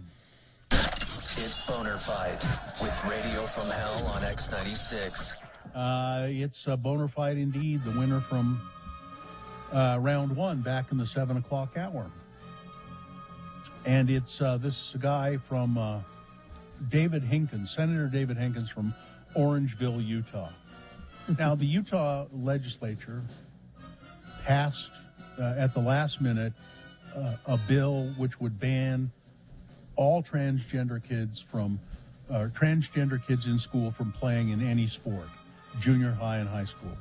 Just outright, you can't do it. Governor Cox has said he'll veto that.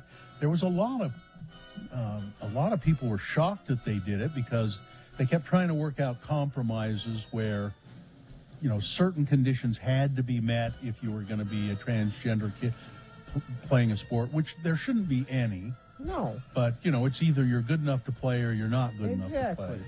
But anyway, this David Hinkins, Republican from Orangeville, Utah, compared this issue to the horse industry and said, erroneously, male horses don't race against female horses. And he also said, a jockey's fine. I'd rather have a female jockey than a male jockey because, you know, they're smaller and lighter. But as far as running, I'd probably bet on the male, Hinkins said.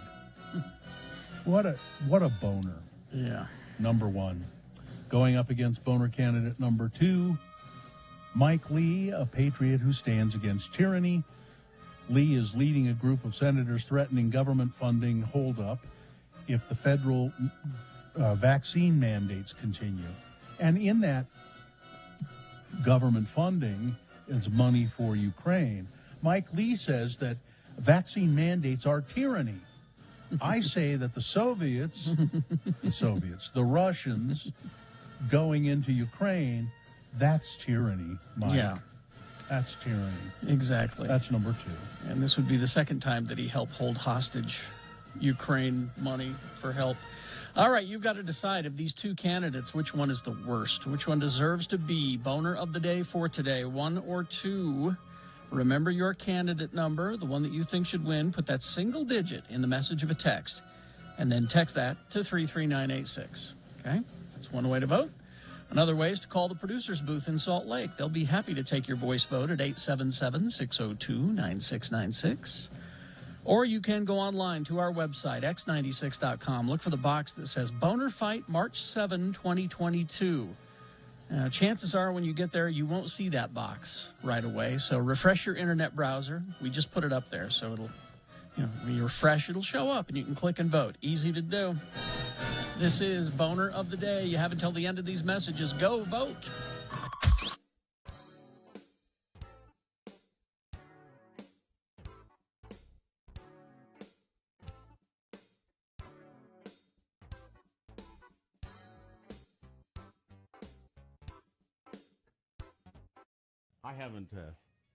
I haven't dyed my goatee. Don't. Looks Well, stupid. I'm not going to. You, however, Gina, should. Dye my goatee? I think Is so. it embarrassing? It is. It's getting to be embarrassing. People are talking. You dye your hair and you dye your eyebrows, but you just let your nose hairs and your and your goatee go. And when you have gray nose hairs and a gray goatee, I've been nose waxing. I've been going to your nose You wax have? place. Yes. What do you can't tell? no, I don't make a habit of looking up your nostrils. Good, I'm glad. I looked up your old address one time, but I didn't. But I've never looked up your nostrils. Why do you go more than? I mean, I go once every 3 months or They something. call me, don't they call you? It's been about a month since you've been in. No. Got to get on that frequent waxer program. There's a punch card. Have you had Jules do it? No, because the first time I went to somebody else, and so now I'm on. Well, see, her. I think Jules is kind of she's kind of a hippie or something. She's a free spirit. She doesn't. She does. She said. I think she said one time she'd call me, and then she never does. No. This girl's like, Valentine's Day's coming up. You might want to get your nose waxed before Valentine's, because that's what you do before.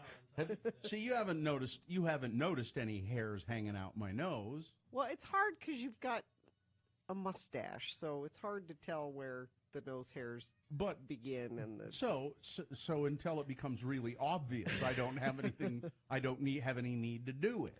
What's gross is when it is really obvious, even when you have a mustache. The nose hairs. Because I think some people think, well, I don't need to take care of that. And it's usually just one rogue hair I'll notice. I'll go, wait a minute. Oh, my God. That's why I keep tweezers in the car.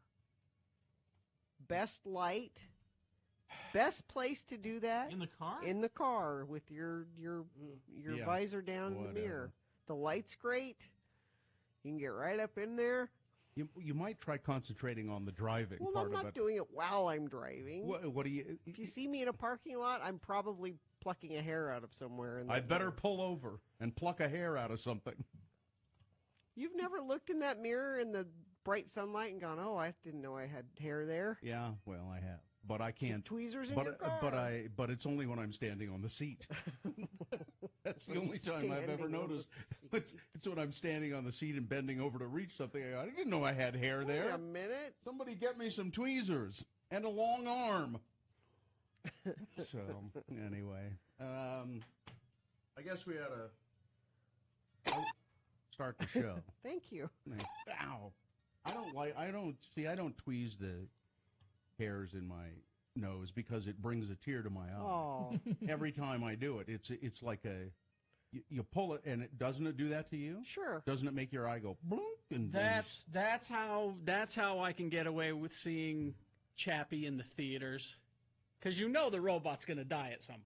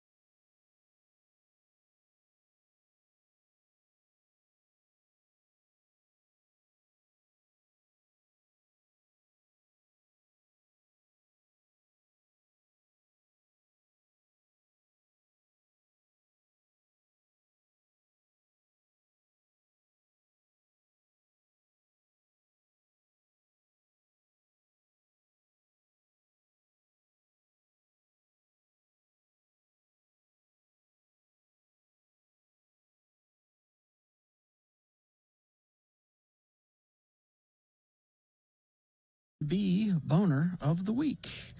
Okay, let's go ahead and let's get Julia on. The following is a sponsored feature. Thank you, Julia. Hi, Julia Saxon. Are you there? Hi, I am. Can you hear me? Yes, we can. Julia, what is your official title with the Children's Miracle Network? Yeah, so I'm actually with Intermountain Foundation at Primary Children's Hospital, and I am the Children's Miracle Network Program Director. So a lot of words to say that I have this wonderful position where I get to raise money for sick kids. That is wonderful work for sure. Talk about the Children's Miracle Network. What is how do you be a hospital as part of that? Yeah, Children's Miracle Network you can kind of look at as an umbrella of 170 children's hospitals in the U.S. and Canada. And Intermountain Primary Children's Hospital right here in our very backyard is our local CMN hospital. And that's one of the preeminent children's hospitals in the country, isn't it? Yes, it is. It is. Most people may not know this, but we actually serve the largest geographical service area of any children's hospital in the U.S., stretching over 400,000 square miles. We are a nationally ranked hospital, and it's wonderful to have that care here for our local community. Yeah, I know. It says each year 1 in 10 children, 1 in 10 in North America are treated by a Children's Miracle Network hospital. And that's 62 children enter a hospital every minute. Is that right? Yes, wow. That is correct. And I always like to paint a vision locally. If you've ever been to the Vivint Arena, whether for a concert or a jazz game, we could fill enough kids in seats 4 times over. That's how many kids we're seeing at Primary Children's on an annual basis. Wow. Yeah. We're talking to Julia Saxton. She's with the Children's Miracle Network and Primary Children's Hospital. And so all of this does not come cheap. No. How is it funded? How are you raising money? Yeah, so thanks to our wonderful CMN partners like Security Service Federal Credit Union, we're able to provide the very best caliber of care. It's certainly not a place you want to be, but if you need that, Primary Children's is where you want to receive that care. And we're raising funds with our CMN partners out in the community, like Security Service Federal Credit Union. Now, it says here that donations for the Children's Miracle Network, you can make them online if you go to ssfcu.org/donations, which I will do when I make my car payment this month, because that's where I make my car payment. That's easy. Yeah. I bet we could post a link to that because that might be kind of hard for people to remember that. Katie, would you mind doing that for us? And this is a big push for the month of March. Donations are being collected, and does all of the money go to Intermountain Foundation? It does. The true beauty of it is that every single penny you give goes directly to the kids in our community and the families, and it means a tremendous amount. Primary Children thrives off of keeping the child first and always. That's our guiding light, and we're able to provide care to every single family that walks through our door because of the incredible community that we're surrounded by. Yeah, I mean, you don't turn anybody away, right? That's correct. Yeah, donations go to support things like child life, expressive therapies, research and education, and charity care, which is our financial assistance program. It's really remarkable. How many years has Primary Children's been doing this work? Do you know right off the top? I do. What an awesome plan. This is our 100th year. So Primary Children's is turning 100 in May. No, it isn't. No, it isn't. That's crazy. Bill remembers when they opened. It can't have been 100 years. 100 years? 100 years. We will be celebrating our 100th this May. You do have a good job. I have a great job in a world where sometimes very little feels like it makes a difference. This does. And I want everyone that's listening to know that every dollar you give makes a difference, and it sends an epidemic of hope, if you will, that people aren't in this alone. So make donations all throughout the month of March online, ssfcu.org/donations, or you can go to any Security Service Federal Credit Union location and make a donation there. And please give, because it's just great work and important work. Thank you for talking with us about this. Thank you so much for having me. Thank you, Julia. We'll see you later. Bye-bye. Good luck. Thanks, guys. Bye-bye. We'll put that link on our social medias. Yeah. And it's ssfcu.org/donations. If you're at your computer right now and want to, all right. I got to make my car payment too. So make your car payment. Yeah. All right. We will take a break. We will be back to crawl towards the exits after these. X96.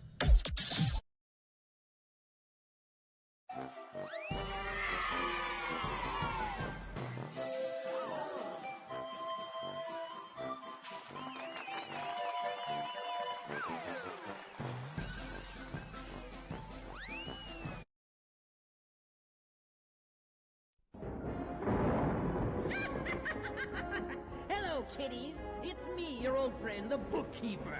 I'm here to help you with your taxes. Today, we're going to hear a tale from the old ledger which should simplify on how to fill out those pesky forms. Pay close attention now, so you won't have to pay even more later.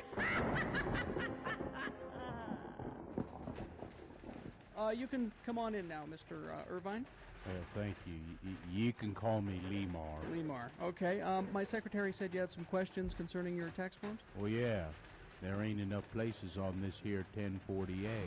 I was wondering if there was a special form or maybe a separate schedule I should fill out. Enough places for what? My wives. Oh, you should only list your current wife on your tax forms. Your ex-wife will have to file separately. Ex-wife? I ain't never been divorced. You have more than one wife. That's what I'm trying to tell you. There ain't no place on this here farm to list all my wives. Not to mention the fact they don't leave you enough places to list your children either. How many wives do you have? 6. But the 2 youngest haven't turned 18 yet, so I figure I'll list them as dependents. Oh my. You're going to just have to list your first wife on your 1040, and then we'll file separate forms with the other ones, listing them as single head of household. Well, now wait one darn minute there, Sonny. No woman of mine is going to claim to be the head of my household. I won't stand for it. Now, it's only a classification. They won't really be heads of households. I mean, think of it. 5 women with no income and children to claim. You should get quite the refund, Lamar. Lemar. That would be dishonest. I'm a God-fearing man. I couldn't cheat the government like that. You do know that polygamy is against the law, don't you? Yeah. Big refund, you say? Very big. Where do I sign? You see, kiddies, everyone can get a refund just so you know which deductions to take. And if you're willing to sit through a very long audit. As for Lamar, prison might be a vacation when you compare it to having 6 wives reminding you to wipe your feet and take out the trash. Well, this is your old friend, the bookkeeper, reminding you that on midnight on April 15th, that is the cutoff.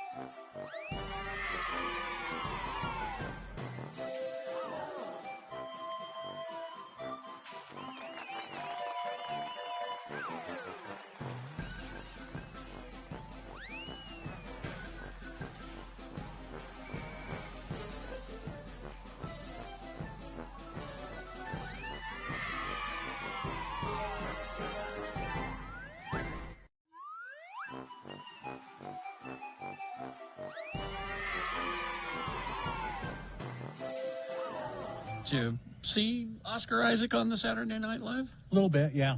I thought he did pretty good. Sure. Well, they don't pay him for nothing, that's for sure. He's a talented guy. Well, he seemed to be, like most of the time when you have a guest, the guest host, It's like they're out of their element.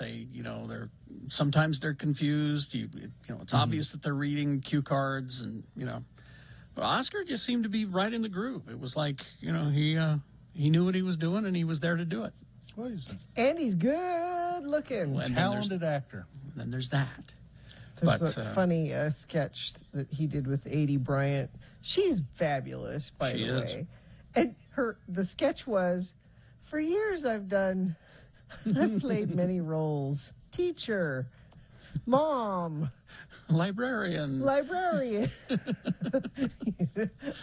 But now they finally told me I could write my own sketch, and the sketch was, I'm the sexiest woman alive, with Oscar Isaac. The sexual woman. The sexual woman. Yes. And it's just a coincidence that I'm doing it when Oscar Isaac is our guest host. And the character's catchphrase was, "Hey, get your fat ass up here on my lap." Or something like that. I can't remember. Oscar Isaac said that? No, she did. That's what she says to her to her conquests. I see. See, she is the sexual woman. She is, the woman that every man desires, and that's the sketch. And so it just so happened to be Oscar Isaac that week. Honest, this is a running gag. Anybody. It could have been with Willem Dafoe. It just no, you don't. What are you saying, Gina? I find Willem Dafoe oddly odd. You want him to hop up on your lap? That bony ass? No. No. But that's the thing, is that Sue watching it with me, and I said, yes, he's Moon Knight. He's going to be Moon Knight. And so she's agreed to watch Moon Knight with me. That's why they had him host. For that very reason. You think? So guys and their women could say, see, now will you watch it with me? Good looking guy. He's Moon Knight, yeah. He's the superhero no one's ever heard of, except for a handful of us. He'll change that. It's weird to me that Moon Knight is suddenly going to be mainstream. It's just so odd to me. Well, it's odd to me too, but for different reasons. Let's see. I saw something yesterday or the day before that was just, I thought, so strange I couldn't stand it. It was an ad in the New York Times, and it was for an art object that you could buy. And this art object was a sculpted bust of Napoleon, and it was Carrara marble, which is great. But the way the bust is a life and death mask of Napoleon. So it was split right down the middle. Half of it was like his living human face, and the other half was like this skeletal death face. And it was $65,000 from some art gallery. But I thought, who in God's name, who in the world would buy this thing and put it in their house for $65,000? Napoleon's life and death mask. $65,000. Someone with more money than they know what to do with. Because that's someone that has people over and says, hey, you want to... Maybe Drake will buy it. Well, so here's the thing between that and, say, an NFT or a Bitcoin. Mm-hmm. It is something you can say, see, I have this thing, and you can hold it and touch it. Here it is. Yeah. No, I have this thing, but you better not touch it. It can be a doorstop. It can be a hat. And I saw two print ads. That was one print ad I saw yesterday, and the other one was was in the local paper in the Tribune, and it was for a pooper scooper guy. Mm-hmm. Somebody who will come to your house and scoop up, and I forget what it was called exactly. It was like pooper picker upper or something. Mm-hmm. And it's a little rectangular ad, and there's a dog, a nice looking golden retriever, I think, sitting on the lawn looking at the camera and kind of going, and being really a cute dog. And then it says, pooper scooper. And so that tells me exactly what the business is. Sure. Mm-hmm. I didn't need a little drawing of a dog hunched up, dropping a deuce on the lawn. We all know what that looks like. You don't need that. Well, Bill, that was for people who can't read. I guess. It might, it must have been. Because I thought, why did they didn't have to put that there. My thing that must go, speaking of that, is I take one bag with me on a walk. For poop? For poop. And every once in a while, she doesn't do it all in one stop. Well, and I'm like, really? I would say take 2 bags, but that would take up so much space in your pocket. Yeah. So, yeah. Most of the time, it's one, so I've got enough. But on the odd chance, I sure wouldn't like to do that. I mean, I don't like to clean the cat box, but I wouldn't like to pick up through a bag, fun. And it's like this It's warm. Yeah, it's warm. Yeah, this warm pile. And golden retriever is the substantial amount. I don't want. Cleaning the cat box is somehow a little better than that. Not you don't much. have to touch it. You got the scoop. Yeah, the little. Yeah, and it's not warm. Or you just use your hands if you're my Uncle Pratt. Just right in there. Right He in there. did not. Haven't I told you this story? We took our cat camping. Yeah, and we had the cat litter box in the camper, and he saw this tray of gravel, and he goes, "What's this? What's this, Jack? What do you got here?" And he's putting his hands in it. Well, Pratt, that's what the cat craps in. Can you believe you got the great outdoors it could go in, but no, it didn't. I mean, he's not wrong. Anyway, let's do the promo and crawl toward the exits. Okay. Coming up on Tuesday's Radio from Hell show. At 7 a.m., it's Utah Word of the Day, but will it be with LeVar and LeGrand or the mayor of Mona? Then at 8 a.m., our son Kyle is back with his latest life updates. And as always, Todd joins us at 9 a.m. for a tune for our Tuesday morning. So join us for all of that and more on Tuesday's Radio from Hell show on XN96. Let's see. We forget anything? Oh, we forgot to wish Steph in the chat room a happy birthday. Oh, happy birthday. Happy birthday. Steph. Yeah, all of that. So let's see. I think we got everything else taken care of. Fine job as always, Katie. Live long and prosper, bitches. Don't you know who I am? I can feel my body rot. Corey is next. Kicking off nothing but great tunes for 60 minutes.